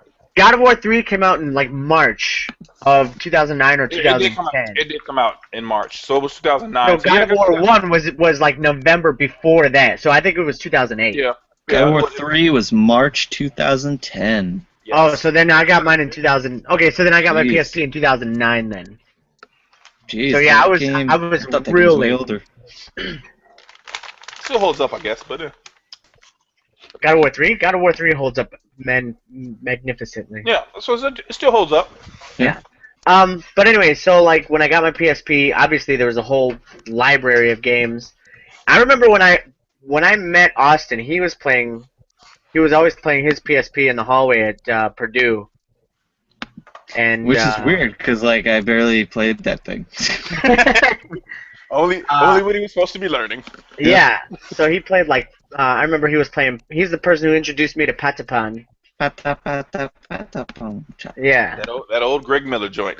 And then I didn't think I even had many games other than the God of War games and whatever was free when PS Plus started rolling out stuff. So like a lot of PS1 classics and stuff like that. I had a good amount of them. Like I had Kingdoms of Paradise or something. It was an action RPG. I had Manhunt 2 because I bought the day that I bought that. I like sat in my basement. I sat in my mother's basement. Like I had a pair of headphones. I sat in the basement in the dark, in a concrete basement in the corner, and played Manhunt 2 for like 10 hours because that corner was the closest place to a plug. I just sat there playing it. I don't think I've ever played Manhunt 2. Oh my goodness, it's great. I played it on Wii. I played Manhunt, obviously. Yeah. Because Manhunt 2 never came to like the big consoles. It came to Wii and it came to the PSP. Oh yeah, I remember. That was the game that was like, didn't they have to change it because it was too violent for the Wii or something like that? Yeah, it was. Yeah, you had to stab. You had to actually stab and hang people. And right, I remember that. Okay. I thought it came out for the PS2. Nope, never came. Manhunt, the first one came out on PS2. I played that one. Manhunt 2 never came out for any. That's why that was like why I rebought, because I had got rid of my PS. I think my PSP is broken, so I got rid of it, and I didn't buy another one until the Star Wars one came out when they released Battlefront. They had the white one with Vader on the back. I bought that system and Manhunt 2 like the same day, and I still haven't played the Battlefront or whatever game that came with it. It was all Manhunt. So, were you done? Oh, go ahead. Yeah. I was just gonna say, Will has. It did come out on PS2 eventually. Did it? I don't that was after everybody. That was after anybody even was paying attention anymore. Well, according to Wikipedia. Will has both God of War editions of the PSP. He's got a PSP Go. He's got, I think, one of each of the regular edition 1000, 2000, and 3000. I think he's got 7 PSPs. Or 6 or 7 PSPs. I had three total. I had 4. I had a fat 2000, and then I got the 3000, which was the Star Wars one, and then I had a Go that I bought exclusively to hack it. What were you black people doing with all these PSPs? I love portable gaming. Like, you got to think, there's usually one TV in a household, and if it's and most adults don't want you to hook up a video game to assist it consistently. So portable gaming was great. But I started getting those after I got to go. Like, I had already met Austin and a buddy of ours, Ryan, when I got my Go. Like, I got suckered into getting the Go because I met the slickest salesman to ever roam the planet. Yeah, he was good, man. He could sell you something. He was good at it. He was good at it. He could sell pig shit. I got a PSP when Chains of Olympus bundle came out, mainly for God of War. I like that prospect of that we're still hoping of getting like console quality games on your handheld system. Never again, Austin. Yeah. I'm just saying. Hey, now we're getting into hating on the Vita territory. That is the best console that Sony has ever put out.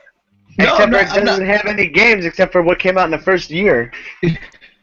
Triple A. And that's the console quality. It's got that what do you call it? That Titan Attacks. That's on consoles. Yeah, sure. Yeah, that game is really fun, and I 100%ed that game. Oh, God damn it, Ryan! I got all the trophies in it. I was kind of sad there wasn't a platinum. Wow, that's impressive. I got to the moon. Yeah, I got like the behind the moon. I didn't get far, but I'm like, it was fun. Yeah, but like the PSP, I don't know. The controls were never that great. It was always meant to have 2 sticks, in my opinion, but for sure it didn't. Yeah. So a lot of games that were supposed to be like console quality it didn't feel good. The Vice City stories and stuff like that without camera control movement on a joystick, like it just didn't feel great. That was when you had to have the hook. Yeah, you get the hook hands. Monster Hunter with the hook hands was great. Yep. I played God Eater Burst with hook hands on PSP, and it was not. It wasn't fun. Yeah, the God of War games. I'm proud to report those games worked magnificently. Yeah, those actually worked really well. I think those are some of the best games on that system, easily. I also played Final Fantasy Crisis Core, and I thought that handled. Crisis Core was great. I love Crisis Core. Yeah, like, man, the ending of Crisis Core still gets me in the feels. That Mega Man powered up. Oh goodness. Yeah, stuff like that really worked well. I mean, anything that used the D-pad. I had Street Fighter Alpha 3 on PSP, and I put so much fucking time in that because I loved it on PS1, and playing it on PSP was great. Is Mo still here? It says he is. I don't know if he still is. He probably walked away. Mo. Okay. But yeah, I didn't play PSP all that much except for in school to show off to Brian and be like, look at Patapon. It's so great. It's really good. Yeah, I literally didn't. I played mine for like God of War, Crash, Spyro, pretty much all the PS1 like classics that came out. Should we move on to PS3? I think so. Yeah. Yeah. So, eventually, Ken Kutaragi came out on stage at 1E3 and was like, hey, remember how much you all love PS2? Remember how PS2 is the greatest system that's ever been created in mankind? And everybody's like, woo! They're like, he's like, you want another one, right? And they're like, woo! And before he finished his statement, said, you know what, Ken, I'm getting a second job just so I can buy your console. I don't care what it costs. That's what I told him. And then he was like, exactly, you're gonna need it, buddy. PlayStation 3, $600 US. Okay, so here's where we want to talk. Here's where like the conversation of the PlayStation brand goes from games to strategy, because this is the first time PlayStation needed a strategy. Because for whatever reason, the PlayStation hit so hard with gamers. That's how I feel anyway. But no reason. I think this, at this point, it was strategy, but more than strategy, it was diehard fans. You got to see who was a PlayStation loyalist. It wasn't about anything except for building this. There was I feel a tight-knit community created. Yeah, well, because they had to be, because, I mean, there was no open. Yeah, right. There was like 10 of us. So, like, PlayStation, for whatever reason, the original, it hit hard, the gaming community, and, like, a lot of people climbed on board. PlayStation 2, obviously, one of the highest selling consoles of ever. And, like, so Sony had, like, two consoles that were just getting higher and higher, you know what I mean? And at this point, they were like, all right, PS3, and they like put out these weird commercials, and like nobody knew what it was, and like it almost killed the brand. I thought it was a baby doll that cried real tears. That's what I thought. That's what I thought it was. But like when it came out, it almost killed their brand. Like it almost killed them. Yeah. Yeah, I still remember looking back, and there was plenty of like PlayStation death talks, and this is the last year of PlayStation, things like that. Like that's how bad it was, and people don't really remember that. I remember that rough. It was rough. Because I was out there selling PS3s, like literally. I was walking up to people who talked about video games, and I would jump into a conversation with people I didn't know and try to say, hey. But Sony's got like I became a hardcore fanboy for Sony. Like I thought it was hardcore before, but like I was out there dancing as fast as I could for them. I was like, hey, you have to buy this. You gotta buy this. I was the same way. I was trying to force people to get it because I didn't want my $500 purchase to just go away. Yeah. So for 2 years or 2 generations rather, PlayStation was kind of on top, and then they did this. Like, there were a lot of factors that went into it almost killing the brand. First one being that Xbox 360 had released a year early and had essentially stolen a lot of the, market share. It stole a lot of thunder for, like, next gen and new gen, because they already had a really great-looking system. Why get a PlayStation 4? Then there were things like games being canceled for the PS3 that weren't canceled on the 360 because there was a game I had reserved SmackDown versus Raw. Oh no, SmackDown. there was a game before Here Comes the Pit. Just Bring It. They canceled it on the PS3. Like it had come out, they had pressed it. They said the thing is coming out. They canceled it and then put out that exact. And the SmackDown brand was Sony exclusive at that point. Like it was. Yeah.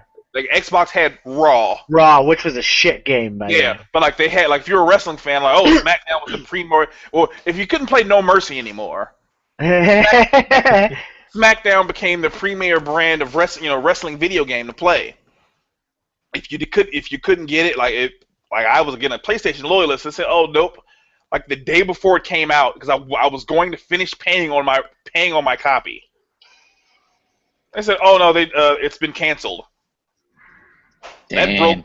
That broke my heart personally, because I was like, this was the game that I was selling. Come to find out, like it had never been in development because they didn't know the architecture and all this stuff. Well, yeah. Okay, so that's another factor that you just mentioned, is the architecture was so different from anything that developers had ever worked with, and so hard to work with comparatively with the Xbox 360. That was another kind of nail that they hammered in for themselves. And that was because Sony wanted the PlayStation 3 to have proprietary hardware, like stuff that nobody ever used before with the cell processor. So they literally opened factories all over the place to build these cell processors, which nobody has ever worked with.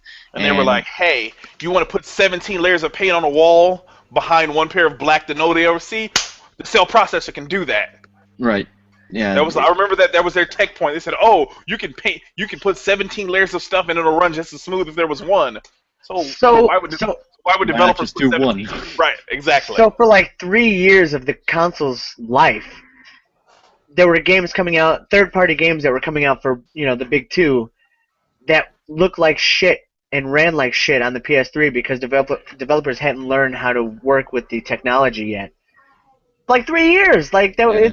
It's crazy to think about that. Like, think about how bad Bayonetta ran on PS3 compared to like 360. I can never finish the game on PS3. I can't compare because I beat it on PS3 and only played it on PS3. I had only played it on PS3 and couldn't finish it. My game was fundamentally broken. This is when I was this was before my digital purchases, before it was released digitally. I guess the first batch of discs, and this was before Sony was forcing out patches for stuff, forcing people to patch. Like it wouldn't. I could make it to like the third fight in the game, like the third set of fights. In my game would hard lock. Like for no reason, it would just hard lock, and I couldn't get past it. Like I would erase. Good thing you could play it on the superior console of the Nintendo Wii U now. Then. So that was 2 nails, and then I guess the final one was what you mentioned earlier about it being $500 to $600 to pay for this thing. I would even go online. The online infrastructure. Oh yeah. A nail. Because Xbox had theirs set and ready to go. Yeah, Xbox had Xbox Live running on the original Xbox, and then when the 360 came out, it was working great. PlayStation was horrible. Let's go back. When did you guys get your PS3s? I got mine either the first or second year that it was out. Mine was like mid 07, so it was like almost a year. I got mine a couple months after it launched. About 4 months after it launched. I think I got mine. Because what was the first run? 40 or 60 and 80? No, it was 40. It was 20 and 60. 20 and 60, yeah. I had my first one was a 40 gig, so whatever run that was. So you got it after like a year and a half, or less than a year. I think it was a year because I got it like Black Friday the following year that it released. But when the PS3 launched, it didn't have an online infrastructure. No. Right. That was added. It had it enough online to where they could patch stuff.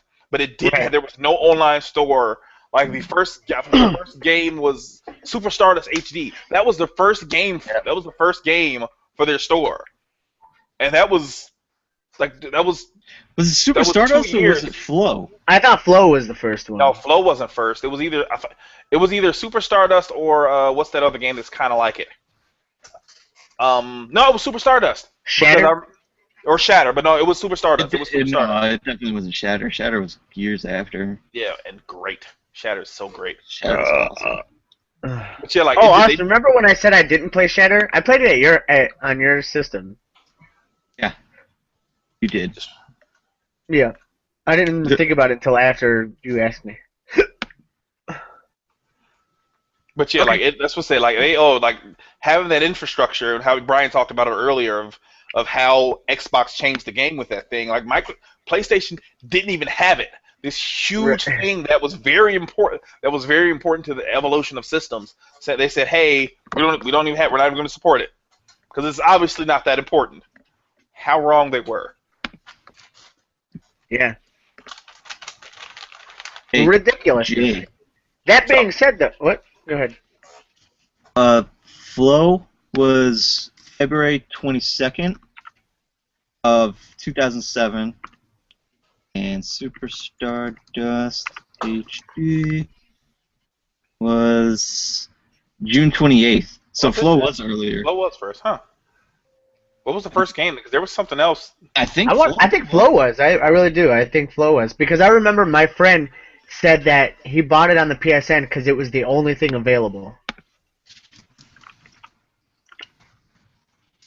Hey Mo, you're back. That was him speaking Braille into the mic. Can you hear me? Yeah. That was, yeah. Alright, sorry, yeah, phone messed up. I've been doing this through my phone, and, yeah, weird. We can tell.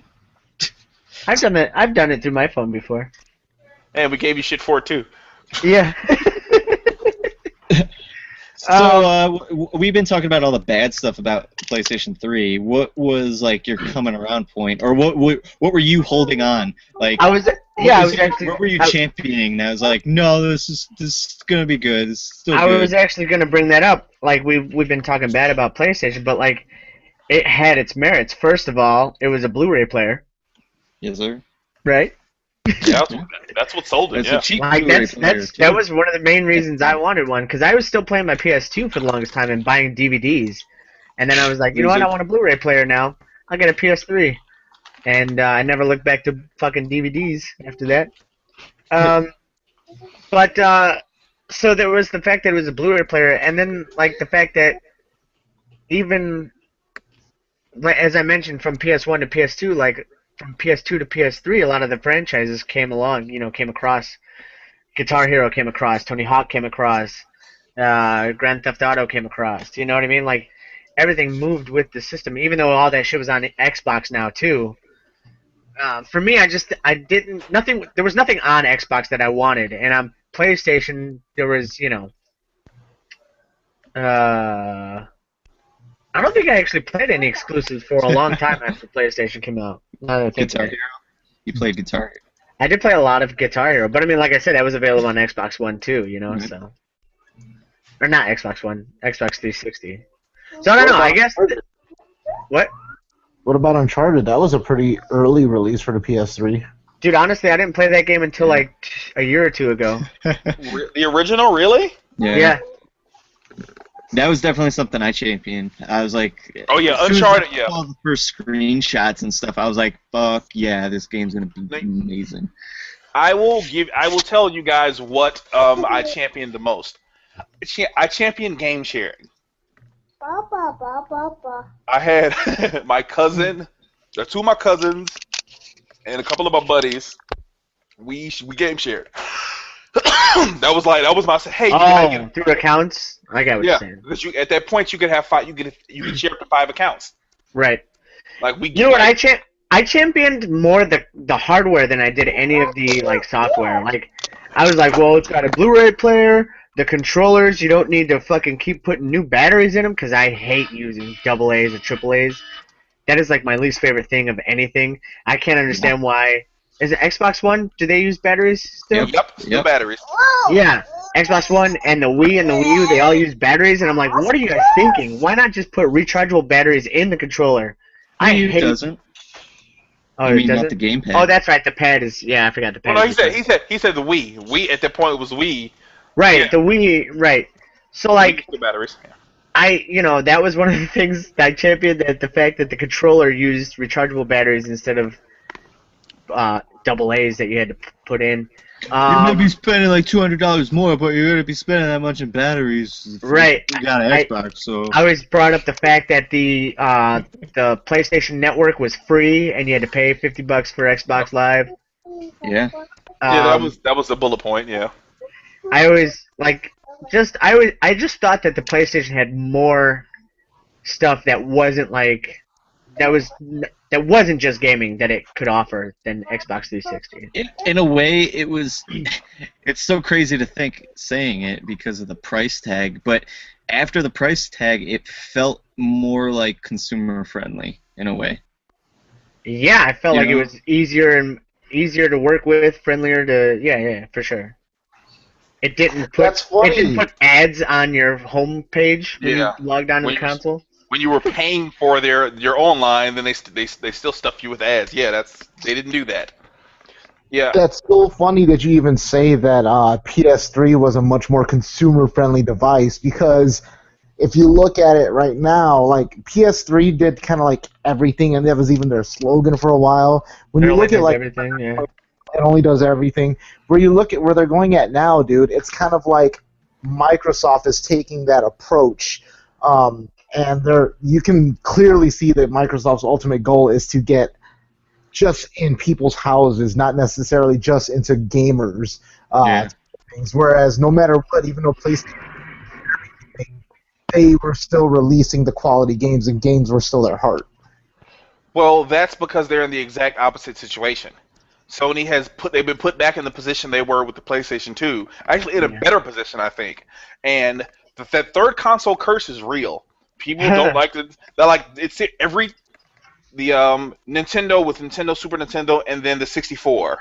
PlayStation with Sony with the PlayStation 3. Microsoft now.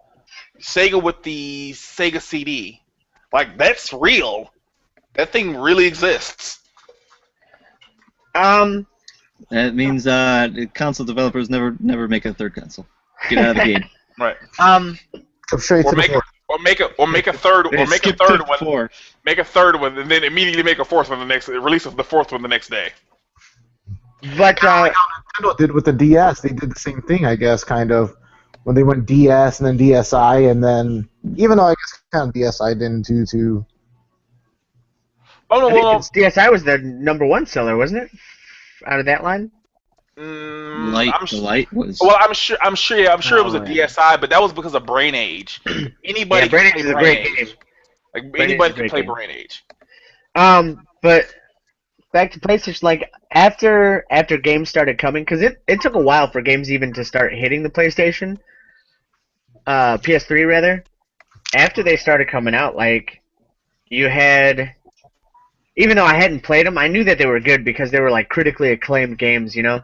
So you had like your Uncharted's and your Little Big Planets and stuff like that, and like I'd always be like, oh, what are the games of the years on some of these lists, you know? And Microsoft had Halo and Gears of War, but I don't know. I always felt like PlayStation games there was a wider range of PlayStation games. Yeah. So like you could be anybody and play a PlayStation, and get on PlayStation and find something for you that was exclusive, and Microsoft had shooters. You had to be a bro to own to own the Xbox. Right. I think I agree. That was where they hinged the market, because Microsoft wasn't put. Now they had their games like Viva Pinata and stuff like that, but it spawned a TV show. But they weren't those games. They were pushing the shooters. You know what I mean? Yeah, they were pushing. They had other games, but they were right, exactly.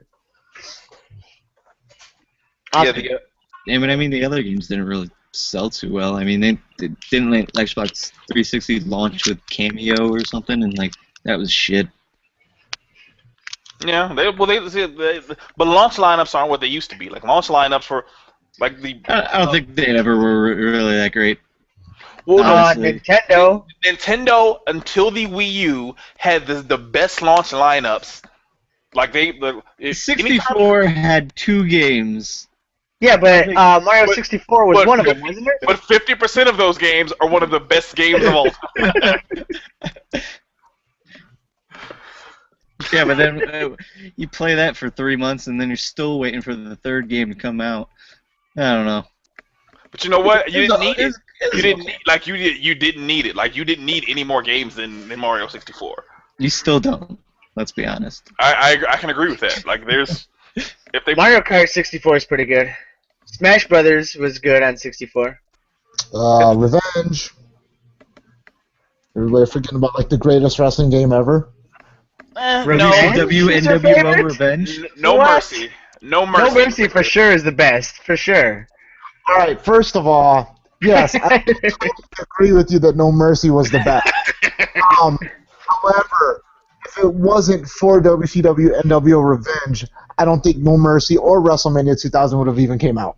Yeah, you're probably right. You're probably right. You guys are both forgetting about Jet Force Gemini, though. Oh, I never forget about Jet Force Gemini. I want that game right now. I would like for them to re-release that game. I need that. But back to PlayStation, I guess. Sad part, real quick about that game. N64 controllers. Try to go back to that and like. Oh, I don't wanna. I don't Jet wanna. Force Gemini. I don't wanna. No, I don't wanna. Oh just God. Keep your good memories because it was kind of rough for me.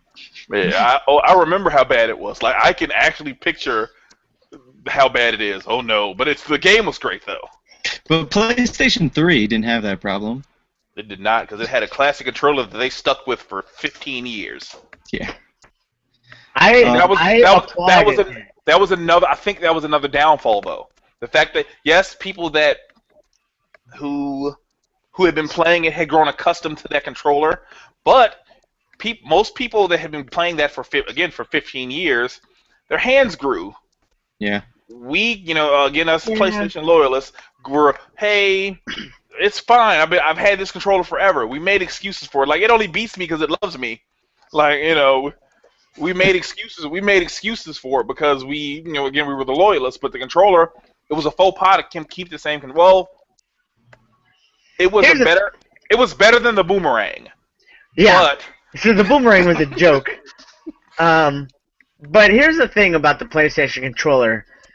Even if you, I don't know, there's a reason it stuck around for 15 years, and it's because works. Because the boomerang was awful and they needed a short-term solution. Well, yeah, but it's literally the pinnacle of game controllers. If you think about it, the Xbox One controller, the 360, the 360 controller is basically a big version of the PlayStation controller. Yeah, agree. Obviously, they moved the analogs, and that makes a big difference or whatever. But not to take credit or not to to give credit where credit is due. The PlayStation controller is just a modification of the Super Nintendo controller. Agreed. I was going to say that. I'm like, there's certain evolutions in how controllers have been created that haven't changed.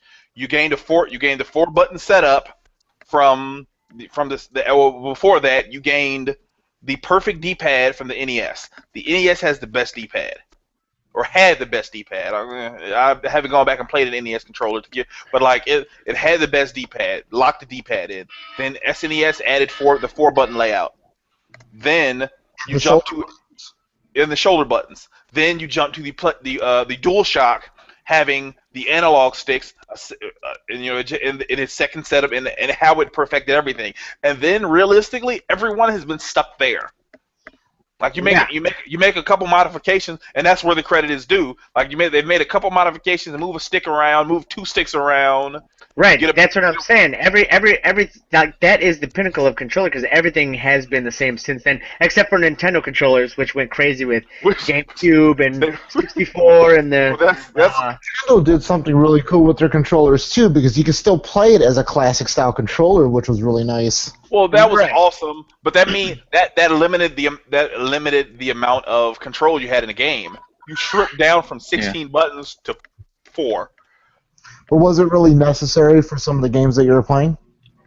Well, that's because every game on the Wii is a baby game. There, I said it. But then they came out with the gamepad, and the gamepad is just an elongated PS, dual. It's still the same setup as the DualShock setup. That's that's where the credit is due. Like they've, for the most part, until you add something else, like they've perfected the controller layout. Right, and obviously that's why they haven't changed it in 15 years, other than a few modifications here and there. But like the controller, the PlayStation 3 just kept on trucking, and eventually turned things around. Yeah, it took a long time. It took a long time, but it eventually. A really long time. What? I got one more question about the controller. Did you guys have the original PS3 controller? Yeah, I did. I had 2 of them. Yep. My console just the came 6-axis, because you could see through the goddamn thing. It was that cheap. Yeah, it was clear plastic almost. Yeah. Yeah, it was super light, no rumble. Yeah, I had 2 of them because when I bought my console, Circuit City was doing the bundle thing for Black Friday, and they bundled an extra controller with it. So I had 2 6-axes, and then I was like, I need to get a DualShock to feel some heft in my hand. I think it's 6XI. I was gonna say that, yeah. Funny thing is, my 6-axis controller is now my daughter's training controller. It's a perfect training controller. But she holds it when she wants to play PlayStation with me. That's her controller. Yeah. That's adorable. But yeah, so then PlayStation had all these down points. They had games that weren't selling, games that didn't look as good on the competitor systems. Then they were God of War 3 came out. Yeah, really was the turning point. Let's go back a little bit further. They were releasing games. They had this.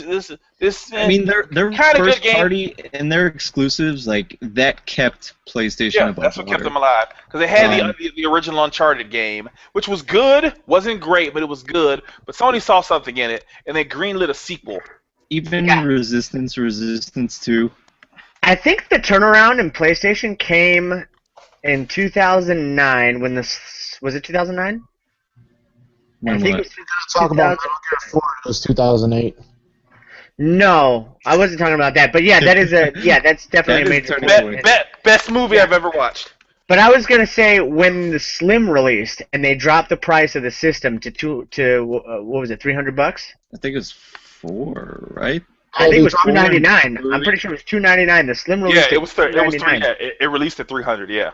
Yeah, and like I feel like that was the beginning of the turning point for the PlayStation brand. The Slim came out. By the way, the Slim is my favorite PlayStation 3. The fat. Which Slim? The regular Slim or the George Foreman grill? The original Slim, not the Super Slim or whatever it's called. The George Foreman grill. It's okay. We know what it is. Yeah. That is my favorite PS3 console. The fats were just too big and too shiny. The Slim had that matte finish. Oh, beautiful. And I don't know. I still like my fat. I like my fat one. I still have it, and it still functionally works. My fat broke. Okay, here's the thing about PlayStation 3. It's so big and black, and it's perfect. Here's the thing about PlayStation 3. This was another thing I couldn't understand between Xbox and PlayStation. Xboxes were getting red rings every 5 seconds. And that was another one of my, you were asking about, like, what I was championing. I would always say, like, well, at least they're not red ringing every 5 seconds, you know what I mean? And people were like, well, there's so many Xboxes sold. And I'm like, well, that's because you had to sell twice as many because everybody's original systems broke. But anyways, I don't know how bad the failure rate of PS3s were, but mine broke. And I had to get a Slim. Lucky for me, Mine broke too. My fat one. So my fat broke the week before Arkham Asylum came out. And if you couldn't tell, my fat dump. Yeah, that was a big deal for me. So I had to scramble up $300 plus the cost of the game. And I bought the collector's edition, by the way, to get a new PS. So he sold sperm and his blood. So I had to buy a PS3 Slim. So he got this job on Sundays. Yeah. So I had to buy a PS3 Slim and Arkham Asylum on the same day, because luckily it released the same day that the game came out. I didn't know that. Yeah. I remember calling around because it was almost like it was almost stealthily released. The Slim, like there were commercials for it, but like nobody knew what date it was releasing. And I remember calling GameStop like the week before, and then be like, "Oh, we don't know when it's releasing or whatever." And then like all of a sudden they were like, I don't remember how I found out the street date, but I found out maybe like looking through the internet because no retailers knew when it was releasing. And then I found out somehow, and luckily it was like the same day as Arkham Asylum. And I went to Best Buy on my lunch break at work to buy my Slim, so that I would have it ready.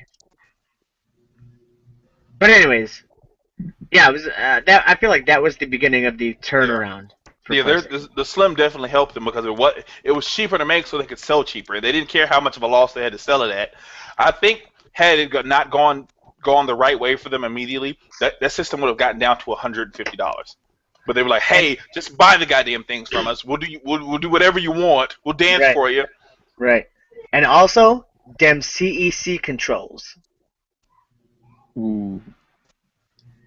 That's the in case anybody doesn't know. That's the ability to control your PlayStation through your TV.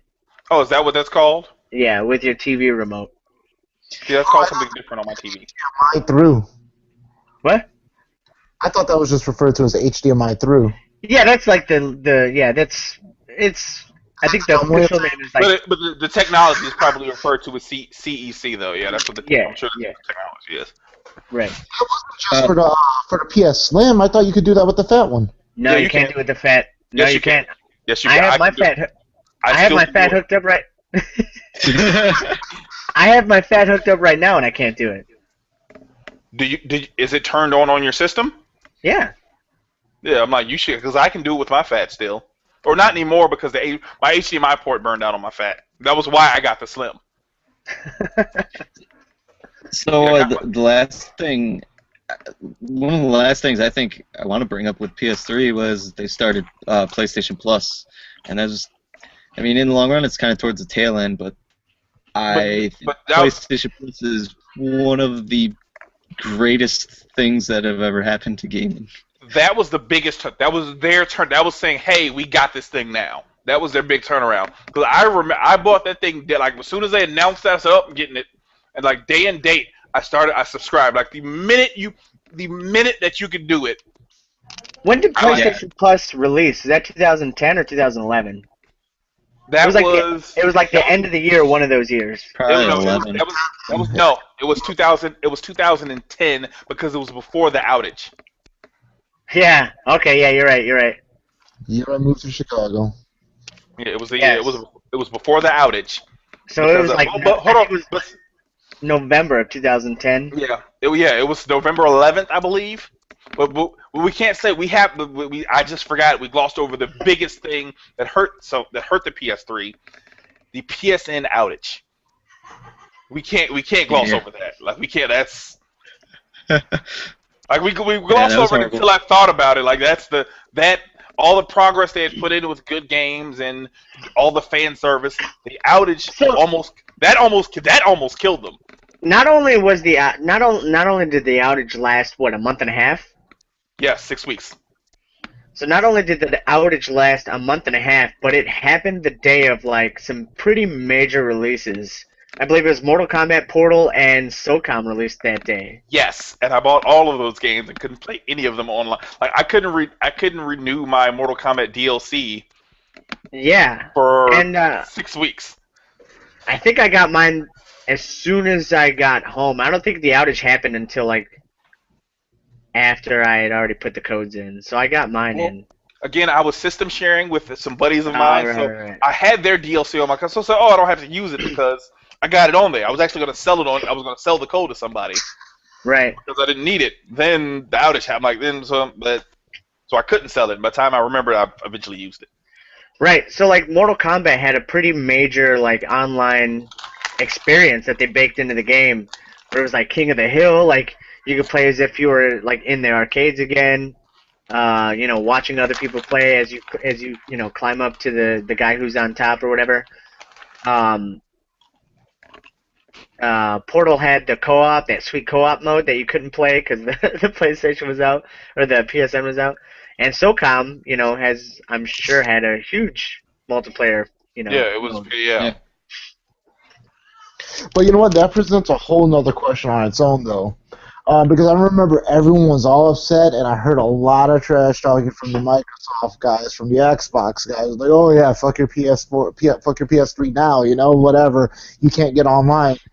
And I'm just like, so I can still play my video games though. I'm like, just because I can't play with other people online, I mean, it was a big deal to a lot of people, and I see why it was a big deal, but at the same time, it's like, what's wrong with playing your game at home by yourself or having your friends come by and doing a split screen like you used to back in the day? That's something that's kind of been lost for the most part. Some of it's coming back with some of the like indie releases that are coming out now, but like, Hog. dude, that's something that is totally lost, man. I mean, how many of you guys remember doing split screen on Mario Kart 4, man? Or Mario Kart for the Super Nintendo? GoldenEye, son. So here, Oh my god, dude, that was ridiculous. so like, that. my rebuttal was always the same thing. Like, well, I don't play online anyway. I don't play multiplayer anyway, because most of my gaming is single player focused. But like, it still kind of sucked to not be able to get on the PSN and check out what was happening there. Check out like what was coming on and stuff like that. Definitely. Like, oh, I can't do that. But you know what? Even now we got like PlayStation apps and stuff that we can do that through. So like, if one part of it goes down, we can still see it on something else. But I don't know, man. Like, I think people need to go back. I think we kind of need to remember that online is more of a convenience as opposed to a necessity. Like, it's a necessity for certain things to go into that digital outlet, especially now. But we can still play these games and have a lot of fun without that. So, Austin, we haven't heard from you not at all. regarding the outage. Yeah, I mean, Are you reading emails? What are you doing? He's breastfeeding. No, I'm trying to hear if she's crying. Because this is lasting a very long time. I didn't think it would be going this long. So Austin, these always go long. What are you talking about? They do. We should know this. we still haven't talked about Vita or PS4. All right, let's get into it. We're getting to those. That's what we're doing now. Which one are you going to first? What did you say, Mo? No, I was saying, which one are you going to start with first? Because like, I feel like you should go into the Vita first. Because we're doing chronological. We're doing chronological. Yeah, Vita definitely first. So, when everyone said handheld gaming was dead, Sony said no. We're gonna give you console quality games on the go. And they proved that handheld gaming was dead. Nobody wants to play console games on the go. Well, there was the inherent problem that they forgot for them that they forgot to recognize. Money. Everyone has a cell phone. Right. Yeah. Like everyone. Well, everyone no, I don't know. I don't know if that's it, because here's the thing. At the time when the Vita came out, the PS3 was already out. Not PS3, I'm sorry. The 3DS was the 3DS already out? Yeah, it was out and tanking. Right, the 3DS was already out. It was tanking, and they were like, okay, well, we're gonna sell ours at the same price as the 3DS, and ours is a better console, so people are gonna flock to us. We're gonna make money on this.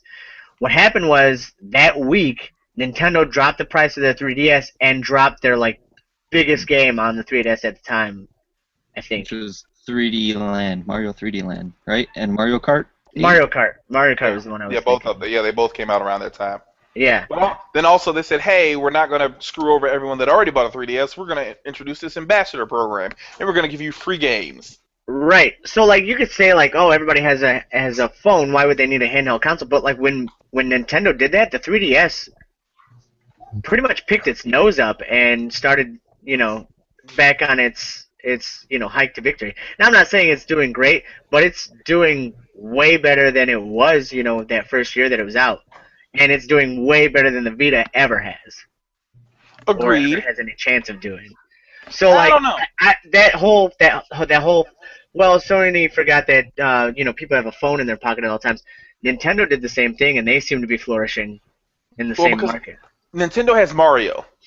You can't. They have established franchises, sure. Yeah. But Sony has established franchises at this point. Just none of them. They're not. There you go. That was what it did. Like people, it was either you can play Angry Birds or you can play Mario. This guy you've known for your entire life. He's probably older than your father if you're in the right age bracket. But like, you say Mario, but even in Japan, like Mario doesn't necessarily sell that well. Like 3D World did not do good. Agreed. Pokemon to cover that.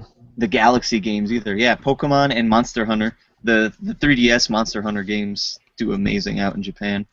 But yeah, like I don't know. I feel like handheld gaming is just a really weird market that nobody can really predict. Nobody knows what they want, is what I think. Yeah. I want games for a touch. I want games that have a touchscreen and kind of like a touchscreen on the back. Well, you know what? Sony has a system for you. Here's the thing about the Vita. The first year of games were pretty solid as far as what like the system was capable of. Like Golden Abyss was a pretty great game, I thought. I don't know how. It was great. I agree. It was great. I love it. Gravity Rush. I think that might have been the second year. That was first year still. Within the first year, yeah, okay. Yes, and I love that game. And what else was first year?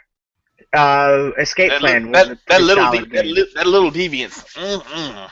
Don't even. Well, let's not talk about that game.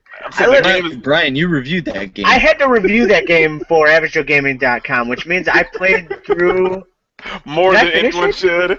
Yeah, I want to say I finished that game. Yeah. And I was so fed up with that game by the time I was done with it. But you were rubbing the touchscreen and touching the touchscreen. Oh my god, that game was so just daunting and boring and not good at all. But you also had games like Unit 13, which is still one of the best shooters on the console. Right.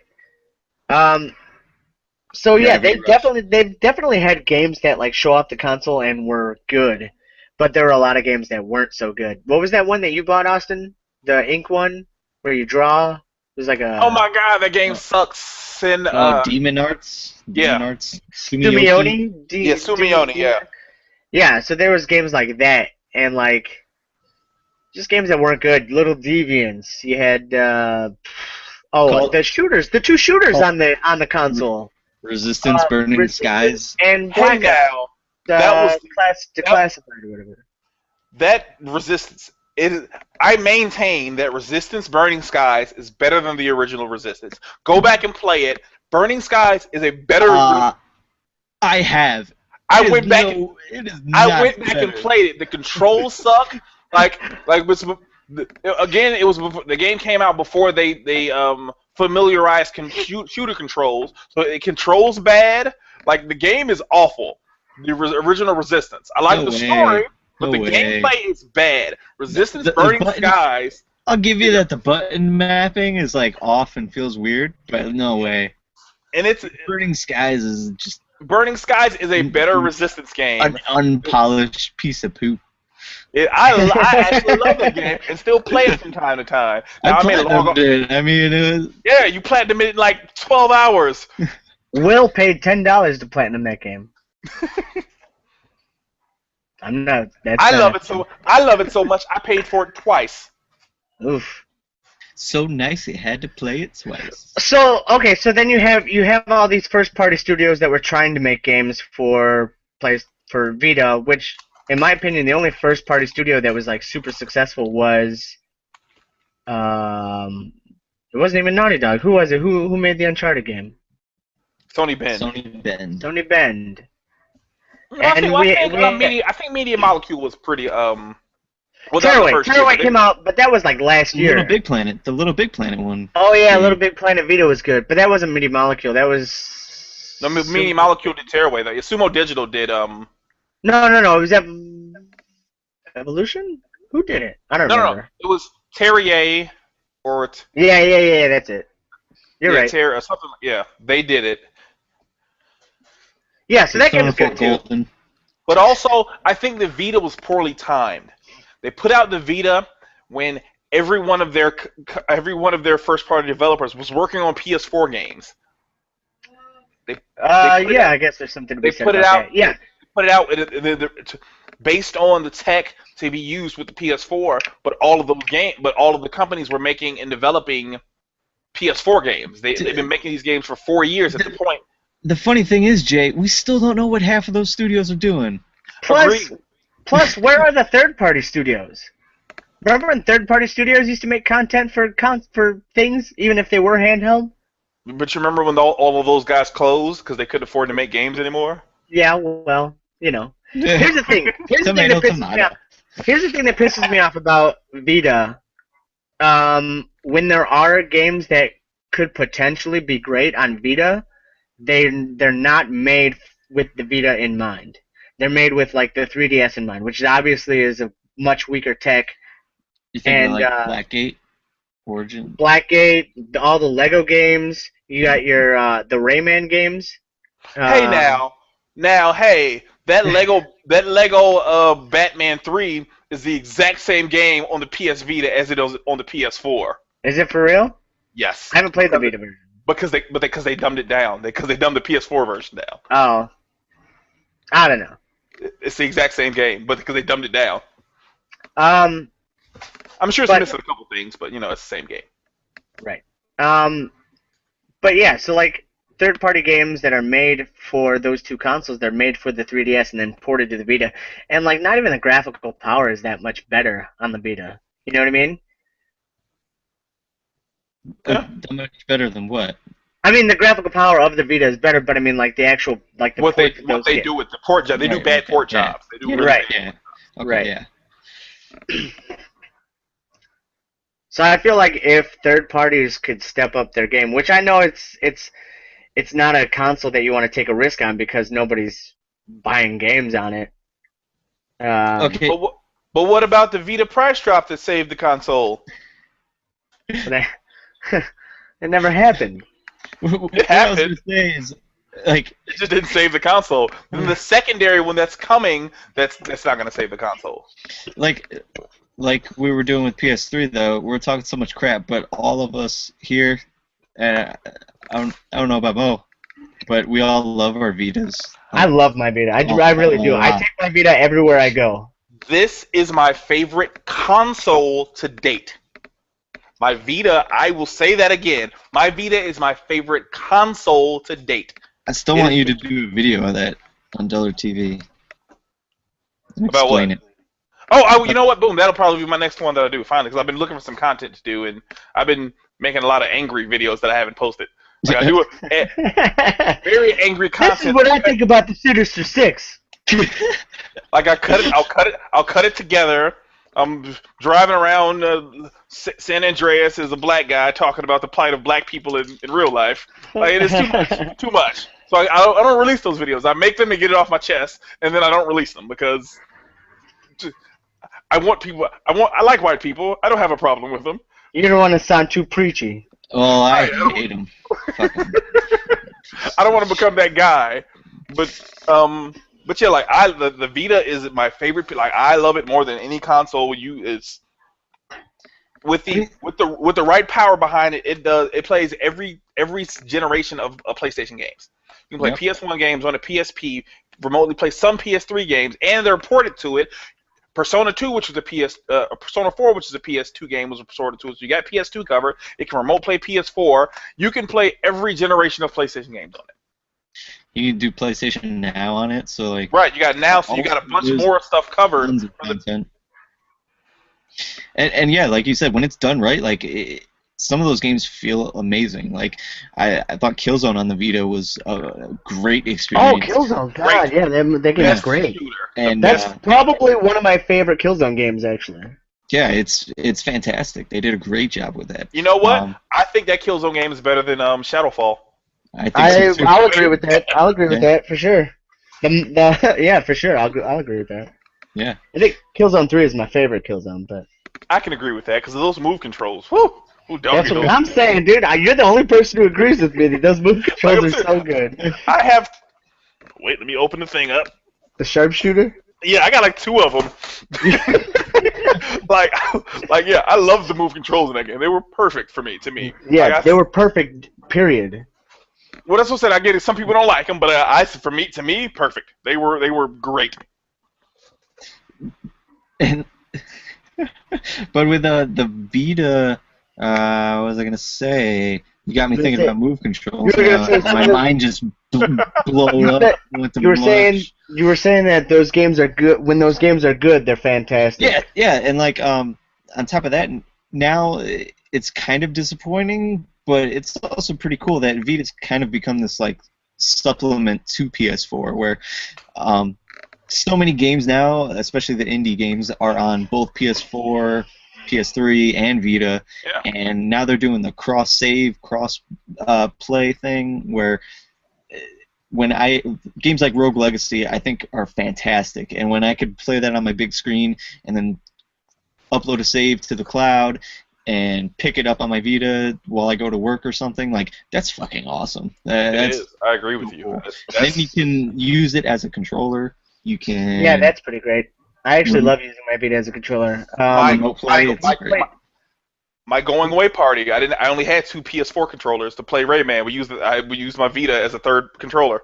Yeah, well, we played Towerfall at my house last week, and we had to use my Vita as a controller. Nice. But what I was going to say was to kind of build on Austin's point there, because basically AAA development is done for Vita, it has become my go-to for smaller game experiences, because honestly I just feel like they feel better than when I play them on my big screen. They feel better on my Vita. Like SteamWorld Dig, that game was great for a handheld. What was one of the other ones I played? Well, like you said earlier, Titan Attacks. I probably would have never played that game on my TV. You know what I mean? Yeah. And, okay, there is a new model out that kind of does away with it, but you can't ignore the fact that OLED screen is amazing. Like, the colors on that. Yeah, I mean, it's a fantastic screen. It makes those games all just pop. The colors pop. It looks beautiful. Mo. I think he's gone. I think it disconnected. No, he's moving around. I see him. Beard's all waving around. Oh, there he is. Yeah, he's still there. I don't think we can hear you. What?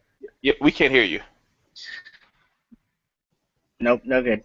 He's probably like, this is why they've been ignoring me. Yeah, well, I wonder if he's been trying to like cut in on the conversation this whole time. That'd be great. That'd be great.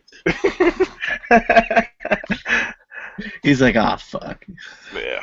He's like, why aren't they letting me talk? It's that black guy. He always interrupts me. Oh. Anyways, no, we still can't hear you, bruh. Well, until he gets that fixed, I want to talk about a splinter off from the Vita, which is still a Vita, the PlayStation TV. Okay, go ahead, talk about it. I guess I'm the only one that got one, so I guess this will be my little 30 seconds of it. It's phenomenal. That's what I say. I don't know if you don't have if you have a Vita, there's probably no real genuine reason to get it. But it'll since where the age of gaming has gone is into streaming, it allows you to stream a chunk of games. Yeah, I maintain. Have you done that? Go ahead, Brian. I was going to say, I maintain that having a PlayStation TV is the number one console to have in a secondary room. Yes. Like if you have for me, I only have one TV in the house. Well, I have 2 TVs in the house, but I never use my second TV. But if I were to move it into my bedroom, I would hook up a PlayStation TV because it's only $100. I would hook up a PlayStation TV and stream my PS4 to my bedroom because why not? Right. Agree. And it's good for something like that. But that's what it. For me, when I am using it, again, we all have our YouTube. We all do content on YouTube. Average of Gaming Dullard TV. My biggest video to date, with my most views, is Freedom Wars. I did the first 20 minutes, the first hour of Freedom Wars. So you just read a bunch of text? Yes. God, yes. 100%. I fought it once, and that was when I say, I gotta call it tonight because I'm really tired from reading all day. Okay, so just from a streamer to streamer, or a recorder, how disappointing is that when you like are excited to play this game and show it off and it's just text? Because I did that with Akiba's Trip, and like literally the first hour is nothing but text, and I'm just like, oh, this is real fun for the viewers. Great. You know what? Still my highest video. So wait, Jay, you have a capture device, right? Is that how you're streaming? Yes, I do. Okay. Yeah, I have a capture device running through a an HDMI stripper because the Vita is encoded. It does have that the HDMI or the HDCP tag on it, so it natively you can't natively stream from it. But I got a stripper, so I only paid like $6 for it. So, but yeah, like that's pretty cheap for a stripper. I know. She had shit stains though. It was bad. Yeah. The stripper. It wasn't cheap. Still can't hear you, Mo. We see you switch headphones. We appreciate your triumphs if they happen. I'm gonna go pee. So if you guys want to move on to PS4, go ahead. Boom, yeah, we'll do that. You know.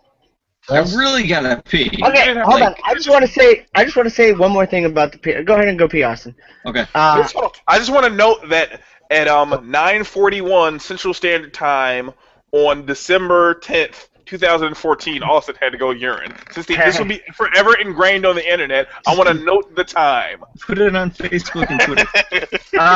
I just want to say that that Tearaway is probably my favorite game that uses the PS Vita to its full potential. I can get behind that. Yeah, that's probably the best game that uses what it has the best well. Right.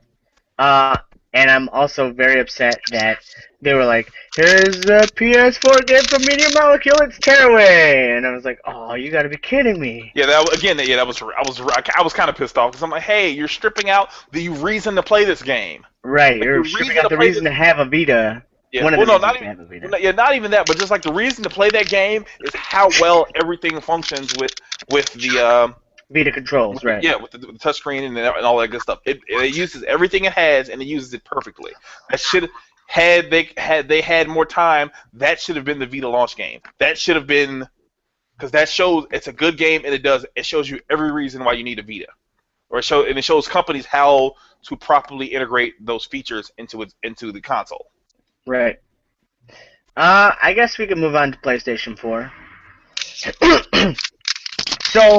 After having a pretty rocky PlayStation 3 cycle, Sony had put a lot of their resources behind a new console that would be more easily accessible for developers, I guess you could say, and they released the PlayStation 4 in 2013, November 2013. Hang on. I can't hear you, Jay.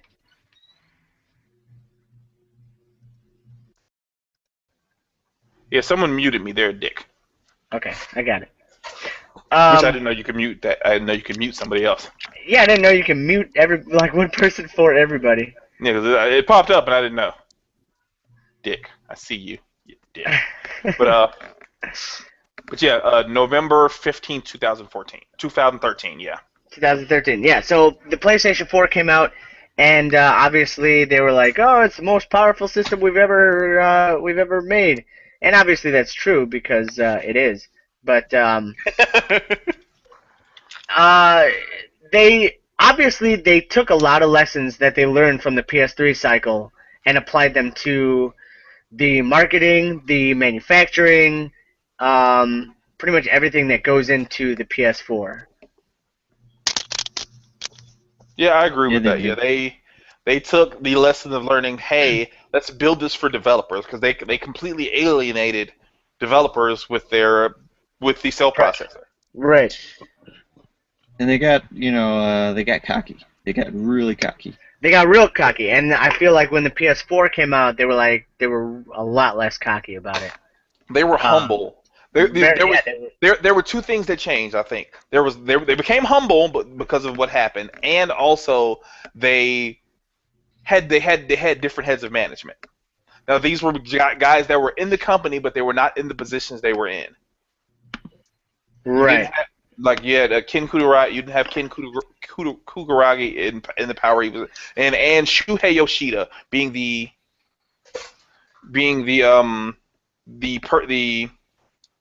person in charge of worldwide studios. Right.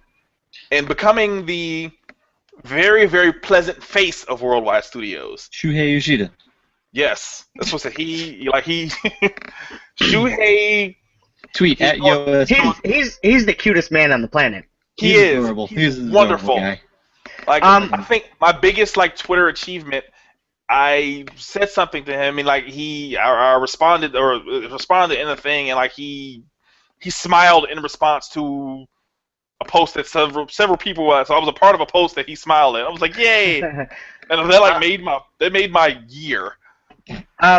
So yeah, obviously they took a lot of lessons and they applied them to the PS4. Like you said, they weren't as cocky.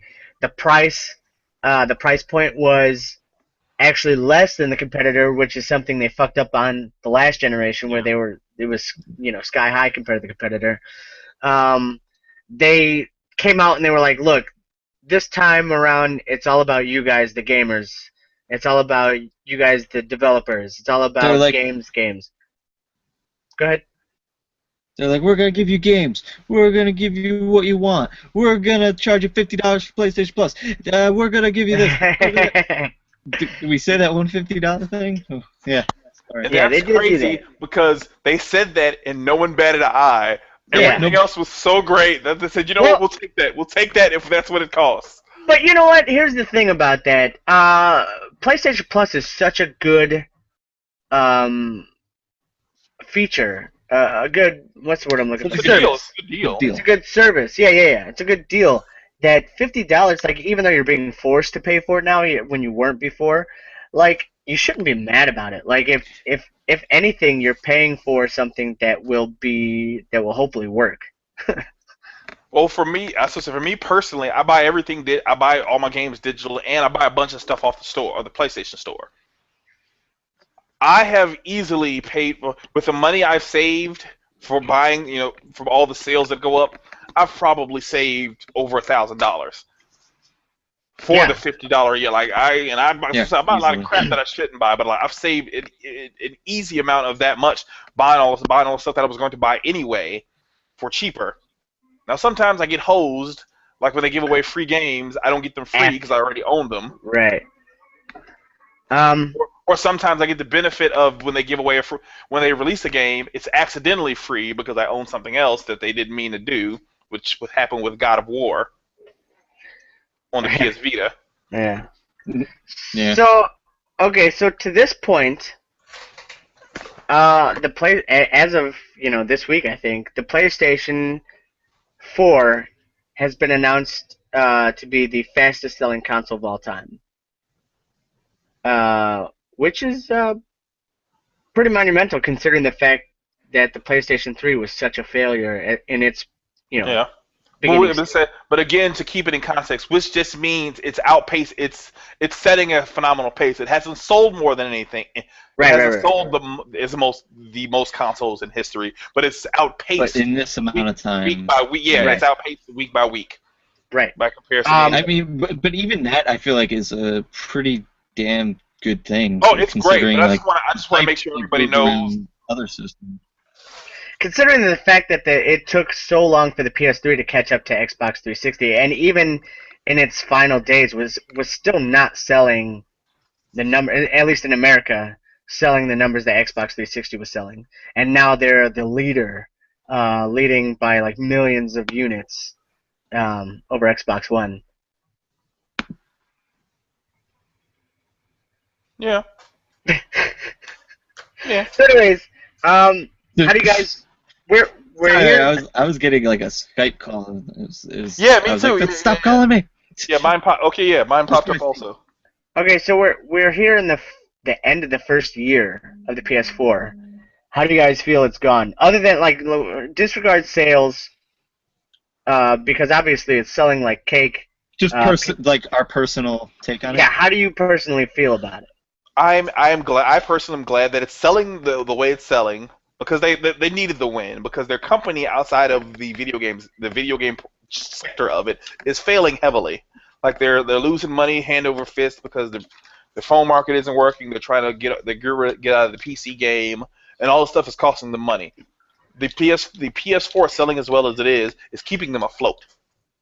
And also, again, the loyalist in me I do own all the consoles and I love all gaming. But again, there's a soft spot, just like for Nintendo. There's a soft spot in my heart for Sony because they've given me countless hours of fun and enjoyment. Like I can link probably all of my really, really fun times to either sex or video games. Do you guys realize that at this point, the PlayStation brand has been around for 20 years, which means that there are people who are adults now who grew up with PlayStation just as we did with Nintendo. Yes. I had that. I thought about that a couple days ago. I said, "Wow, it's a crazy thing." Hi. Hi, Steven. Hi. Hey, Steve. Hi, everybody. What is that thing in front of you? Cap Max Gaming. Ba ba ba ba ba. My cock. What? You got a big head on that cock there, man. Mm-hmm. Whatever gets. Did you get a new setup? No, it's the old setup. I just rearranged everything. This is my. Whoa. This is my mic. Does it sound better? Very nice. Very It nice. Sounds really good. Hey, look. Yeah. Ding. Ding. Ding. Wait. PlayStation. Oh wait, that's not PlayStation.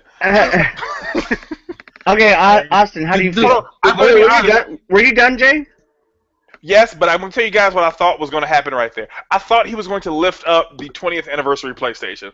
I was going to hate him. Just give me a second.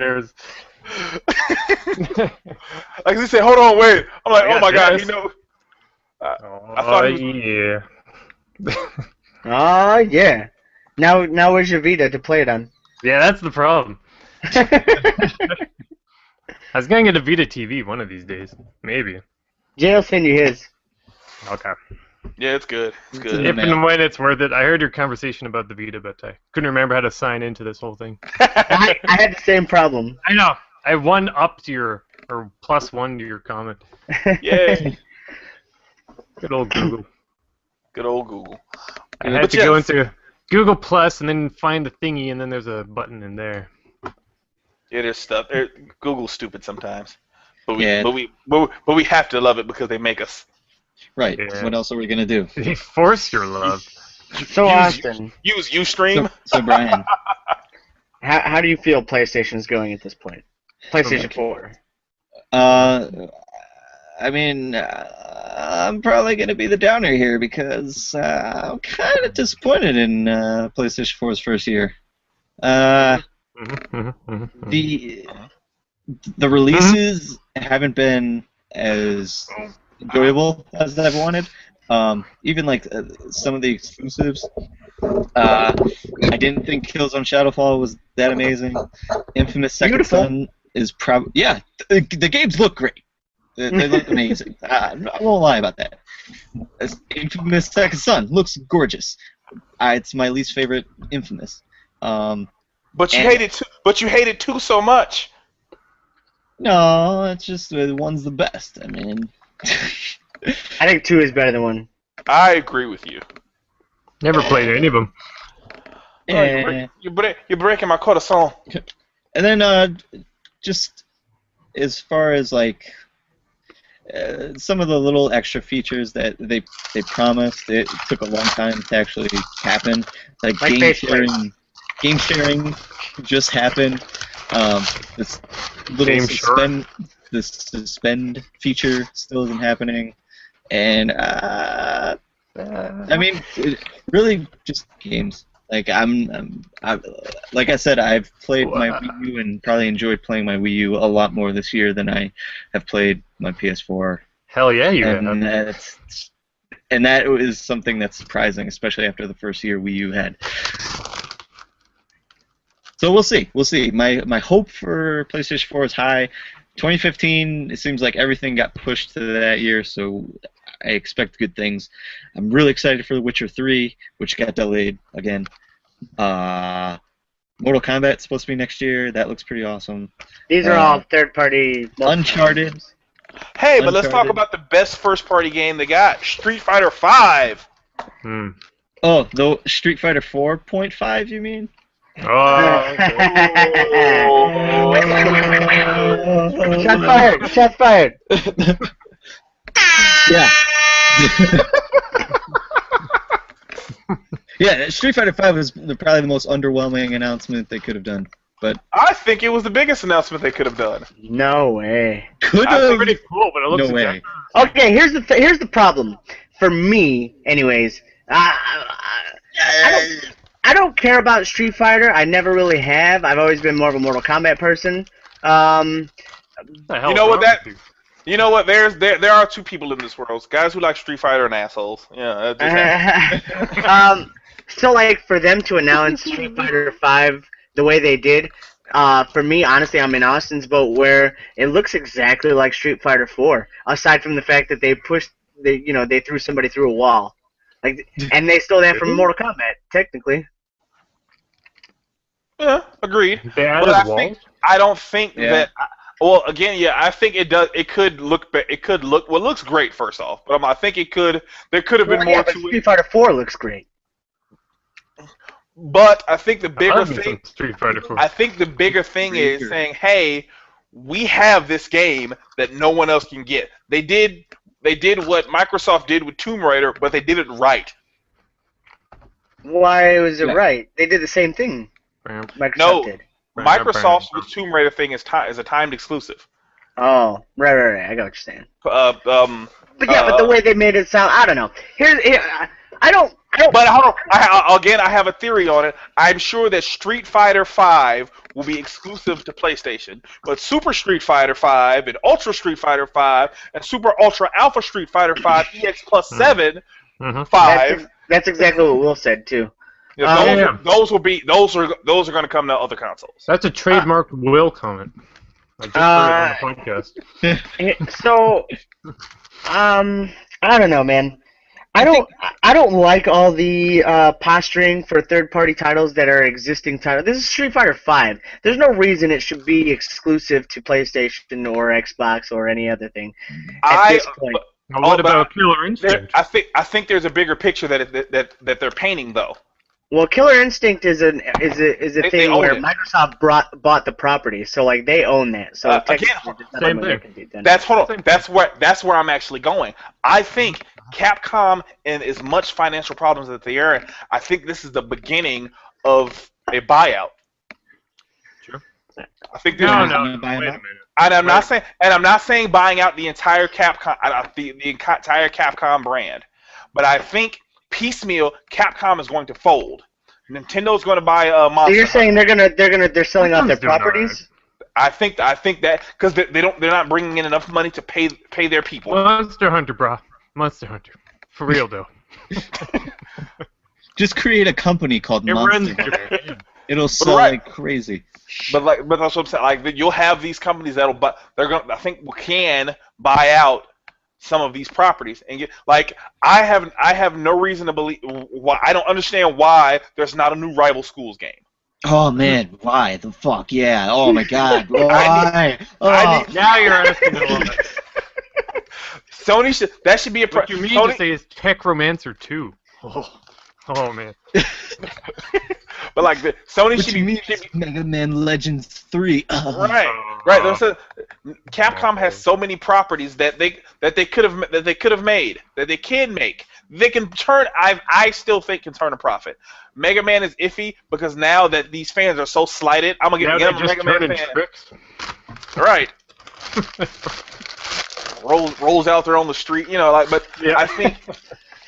I think that Sony and other companies are going to start I think they're going to say, "Hey, I'll do this. We'll do this exclusively." And I think they're gonna. I think the devil is going to be in the details. They're going to have contracts that don't allow them to own that property anymore. They say, oh yeah, we will release this game exclusively, and then one of those contracts is going to not be worded the way a previous contract was, and then boom, now this company owns, and now these two companies own this game, or someone else owns the game. They've essentially given out rights. Like if this Street Fighter V thing works the proper way, if this is an official exclusive, do you know that they can, whatever character you put into that game, Sony now has rights to. All they have to do is release it as Street Fighter V. I honestly feel like this was a way of Sony saying, "Hey, they got the one up on us with Tomb Raider. Guess what we got? Street Fighter V." I agree with you. I agree. But I feel like Microsoft's announcement burned the internet up more than this one did. Yeah. And that's where you got the kind of dick move by the internet, because everyone flipped out about Tomb Raider. No one has said virtually anything about Street Fighter, which is, I think, a much bigger brand. You have entire tournaments dedicated around Street Fighter. Tomb Raider appeals to a bigger audience. I don't know. I think in general, PlayStation's ecosystem has much more fighters than Xbox. So I think there was just less people upset about it as Tomb Raider only being on Microsoft. Yeah, whereas probably like the Xbox most guys. people playing Street Fighter are probably on PlayStation. Right, and the people who are playing on Xbox are probably like, well, we have Killer Instinct anyway, so. Street Fighter people love Xbox. I think I am not. I think I heard some fighting game friends of mine saying that there was like less of a millisecond lag in the Xbox 360 version of Street Fighter versus if you're playing online, yes, there is a the latency is a lot better. Yeah. Well, there you go. Hopefully they fix that then. Look at that, Steven dropping knowledge. Mm-hmm. Yeah, agree. And then dropping the mic. Dropping a cat next knowledge. Yeah. When dropping my snowballs. But when you're getting online gaming, Microsoft has the clear edge. They built their infrastructure better. Unless you're talking about Halo. Say Halo. Okay. Say goodbye. Here's my feelings about PS4 so far. I haven't even opened it. The console. I was really excited about this thing when it came out. Obviously, I bought it launch day. I bought Killzone launch day. Mr. Moneybags over here. No, not necessarily. I bought Knack. The fact Just that like all the there's amiibos you could have bought with that money. the fact that there's so much lull between titles, like, and you could say like, oh well, there's a new indie game coming out every week. Blah, that's fine and dandy, but like when it comes down to it, you buy a console for AAA titles. You know what I mean? I think you buy it for games, not just games in general. Yeah, agree. I would prefer to play some bigger games on it, but I think there were games that got pushed back, and they forced other games to get pushed back as well. Well, yeah, and that's the problem. This generation, there's been so many games being pushed back, and not just on PlayStation, but for Xbox too. Yeah, but I think Drive Club pushed something else back so it could be in the slot that it was in, which pushed something else back. Here's the problem with that. Drive Club came out and it was still a piece of shit, and it didn't even fucking work. Placement over here. One and only. So, I don't know. You get, like, for me, the console just isn't cutting it. It's not, and it's not really... some of it is PlayStation's fault. Like, Drive Club was such a huge letdown. Not for me, really. I don't care about the game because I wasn't going to play it anyway. But there are games that were pushed because... What do you even do in Drive Club? What's the whole point? You drive in a club. You drive in a club. Is it like or to the club? I'm not sure. It's like a club that happens at midnight where you're racing. But we're still waiting on the PS Plus version of that. Yep. And it should have been out 2 months ago. Right. I would have at least tried it had that come out. The Order got pushed from. Wasn't it supposed to be out by now? Like a big originally? But you know what? The Order got pushed to make it a better game, just like Drive. It's not going to be a better game. Look at that game. That game's. I understand that all these games have been pushed to be made better, but the fact that it's the first year and we've had, I don't know, a handful of great, or I wouldn't even say great, like a handful of okay AAAs is kind of worrying. Now you could say like most consoles have a pretty weak first year, but I don't know. For me, it's not showing me what it's worth yet. Now you got to wait till next year. 2015 is when next gen really starts. Yep. Well, again, I got another theory. I think that the consoles came out earlier than they were supposed to. Y'all just beta test this right now. Yeah, I don't doubt it. Honestly, I think someone at one got a whiff that, hey, they're going to put it out this year. I think the other got a whiff, hey, they're going to put it out this year. Or the Wii U made them both jump their hands.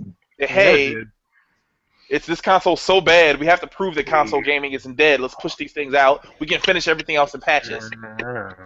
Get that off of air.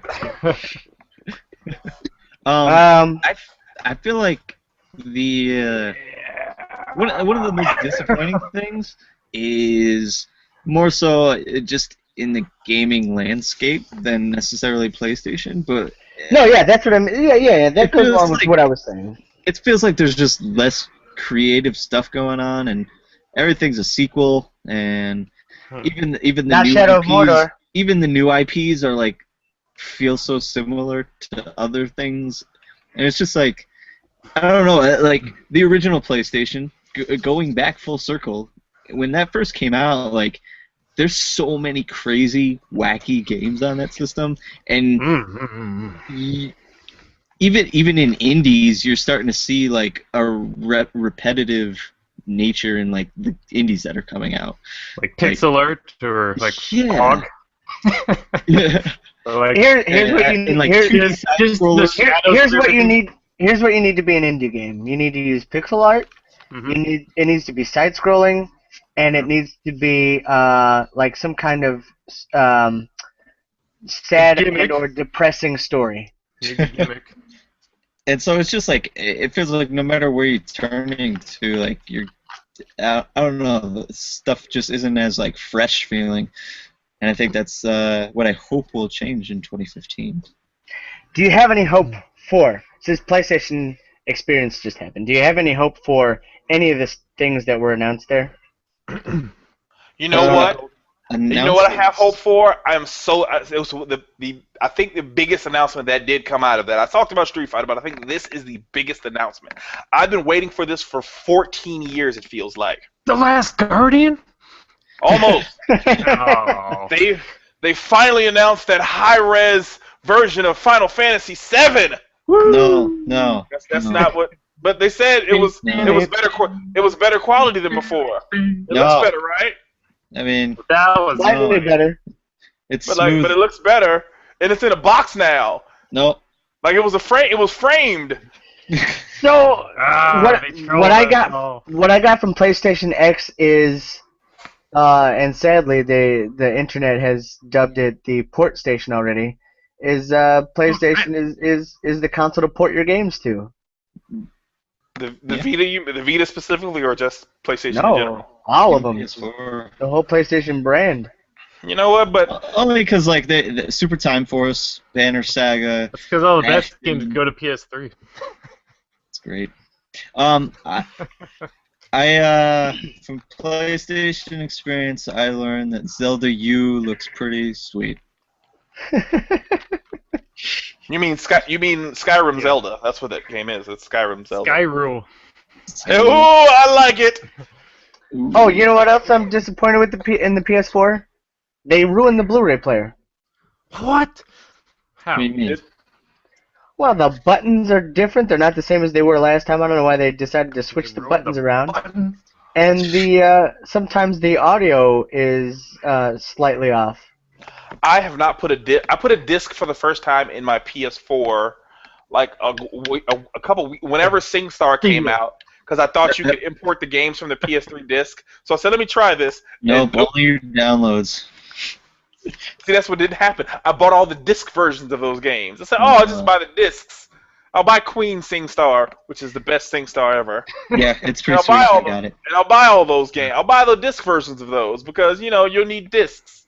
See, if you were like me, you would have had a drunk party one night for your birthday where you just spent like 15 or 20 bucks on SingStar songs. Thanks for inviting me, Austin. I did that with Dance Central.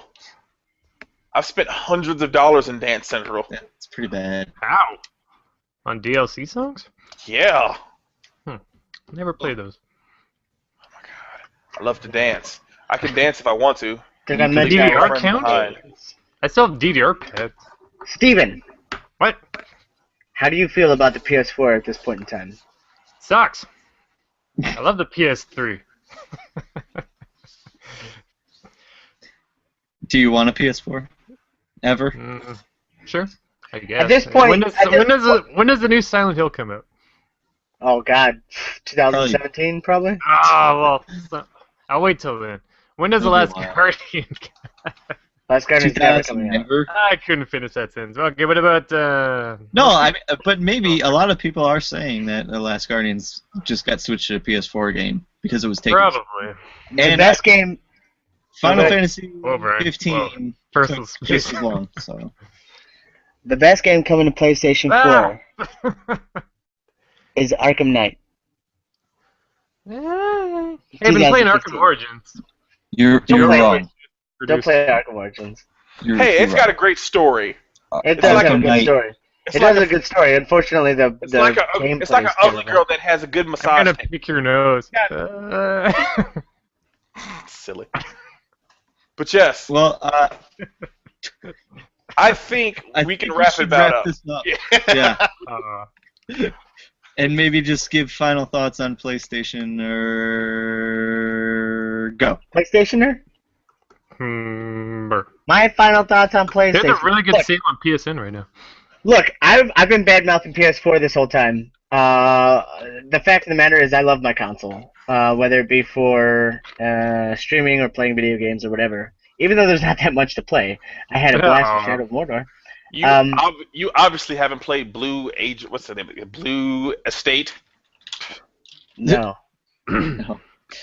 But we have played Towerfall together, and that's a blast. Yeah, Towerfall is great. You guys should do more co-op Spelunky. That was pretty funny. I wanted them to upload it, and Will didn't upload it. I thought that was great. I know. It's gone forever. I want to do that, but it's not online. I thought the Towerfall stuff was better. It was better, but through of Last of Us. Towerfall is too same old every time. So, anyways, PlayStation 4. I love PlayStation. I love the PlayStation brand. It's my favorite brand. It has been basically since the PlayStation came out. Where's Ape Escape? That's a good question. It's on PlayStation All Stars Battle Royale. Yeah. By the way, I know. I gotta get that game. It's a great game. Yeah. So I keep seeing it for $10. I'm like, too much. My hope is that the PlayStation 4, even though it's selling great and it doesn't need to turn around, but my hope is that it'll turn around. And, they'll add games, I think. Right, yeah, I know they will because it's PlayStation. They have the best stable of exclusive studios known to man. Known to man. They got that Zipper Interactive. Known demand. Sounds they got that the guys that did Little Deviants. Hey, quit. They got the Wipeout guys. What have they done lately? Those are all studios that they had to close down to make room for the better studios. But you know what's wrong with the PS4? It has no Ridge Racer. I thought you were going to say it's not a Wii U. Well, that too, but it has no Ridge Racer. You can't start a PlayStation console without Ridge Racer. They've been doing it right from the get-go. I think that was the first. I think that was why it's doing so well. It's the first thing they did right. It doesn't have a Ridge Racer. I'm just saying. The Vita launched with a Ridge Racer. That's all I'm saying. Keep good. I'll see you on the street. On the track. That's my 2 cents. No Ridge Racer. What the? I will. You know what did have Ridge Racer was a 3DS, and look how well it's doing. Mm-hmm. Exactly. But yeah, I will say that I think it's the PlayStation 4 and Sony as a whole they're doing well with the gaming. Now again, there could be more games, there could be more stuff going on. It could not have firmware that breaks stuff. But like there are a lot of problems with it, but there are a lot of problems with with all of the consoles. Yeah. So they all have faults, they all have issues that are going on them. But I think what sells me on the PlayStation 4 is the console, the content on the console. Right now, it is lacking in it, but it has the potential. You don't buy a game for what's out when you buy it, or what's out in the first couple months. You buy it for the long haul, for what the future holds. And I think the future for the PlayStation is bright. It's so bright, I gotta wear shades. There you go. Oh yeah. You gotta wear bat slippers. As long as they put a new Infamous game on on the Vita, they're doing good. We shall see. Yeah. To go along with that, I may be a little upset with my PS4 right now, but I have high hopes. Sony has steered me right in the right direction. Right. Batman For 20 years. I have that movie. Movie? It's a goddamn video game. Oh, shit! It's fucking Is that horrible. the fighting game? No, that game's horrible. Oh, Is that the fighting game? It's a side-scrolling brawler. Yeah. What? I missed it. It's Batman Forever. Oh my god! Yeah, that was really bad. Yeah. That's the Midway one, right? Yeah, clean. Well, I suppose it's better. Anyway. Have you seen the moves list for this? No. Here, look at How are this. the fatalities? They're pretty sick, bro. Look at this. What were you gonna say, Austin? Look at this. Look at that. That's for like a side-scrolling beat 'em up. If you don't have this page, you just no. Good luck. That's probably why I couldn't beat the game. Exactly. But yeah, I mean, PlayStation, it's been around for 20 years, and almost all of those 20 years have been pretty damn good, as far as I'm concerned with gaming. Sure. They really changed things for me as far as like what games could be, and growing up and just Look at this. making a huge scope. I mean, it changed the face of gaming. And I really hope PlayStation 4 continues to push the envelope more and more. And I can't wait for 2015. I'm looking forward to some stuff. Hopefully it doesn't disappoint. But The Order looks like shit too, and I'm not excited for that game. What about Bloodborne? You guys into the Dark Souls? I'm pretty excited about Bloodborne, yeah. Yeah, I'm excited, I'll say. I've never played any of those games. I have one of them, Dark Souls, but I haven't started. I'm not busy. Not my man. cup of tea. Yeah. What about where's Zone of the Enders? Damn it, Konami keeps making Kojima make those stinking Metal Gears. Those stinking Metal Gears? God he damn it. like hinted at it, didn't he? Like he teased one? Wasn't it supposed to come to As beat it? soon as he's about to make one, they bring him back and say, "Yo, we need more Metal Gears." Done. But I'm just saying, as soon as he makes the Vita one, there's the new one's coming right up. How about that? There you go. All right, guys. I tend to check out every time anybody starts talking about Kojima. You say, what And year? on that note, let's check out. Let's check out. I said, choice your baby. No. Oh, no babies. Not PlayStation. Just be like, yeah, baby. All right, I'm gonna end the call. Thanks for talking, guys. Down, up, left, A, right. Down! Hey, get me on get me on all social media. I'm Bat Dump. Hey, He's back. get us on Average Joe Gaming at Twitter, and ASAP Beef is me. Yay! Quit clicking through your media tags. I Okay. am now, right, he's all awesome. I am now Black Prophet, or BLAQUEPROPHECY. Why? Because I don't know. Because you gotta. I changed it. And you can also follow me at Dullard TV. Also on the YouTubes at Dullard. All the stuff. Look for Dullard TV, you'll find it. It's me. It's him. He opens boxes Do. with that sword. One of these days, the video won't be uploaded because you'll have cut yourself badly. And watch Steve on CatMax Gaming. Woo! Yeah. If anybody makes it to the end of this video, then send a message to me, and I'll give you a prize because it's like 3 hours long. Yes. No, it's not. It's 2.5 hours. But I have actually, if anyone makes if anyone makes it to the end of this video, I have a code for Ultra Street Fighter 4 for the PC. I will give you that Steam code. Do He it. got it from his arcade block thing. If anybody is here to the end of this video, Look at that dog. send me a message on Twitter, and I will retweet it. Wow. He's got like over 100 followers, so it's really pretty. Austin, you shut up. All right, guys. Bye. Bye. Internet. Bye.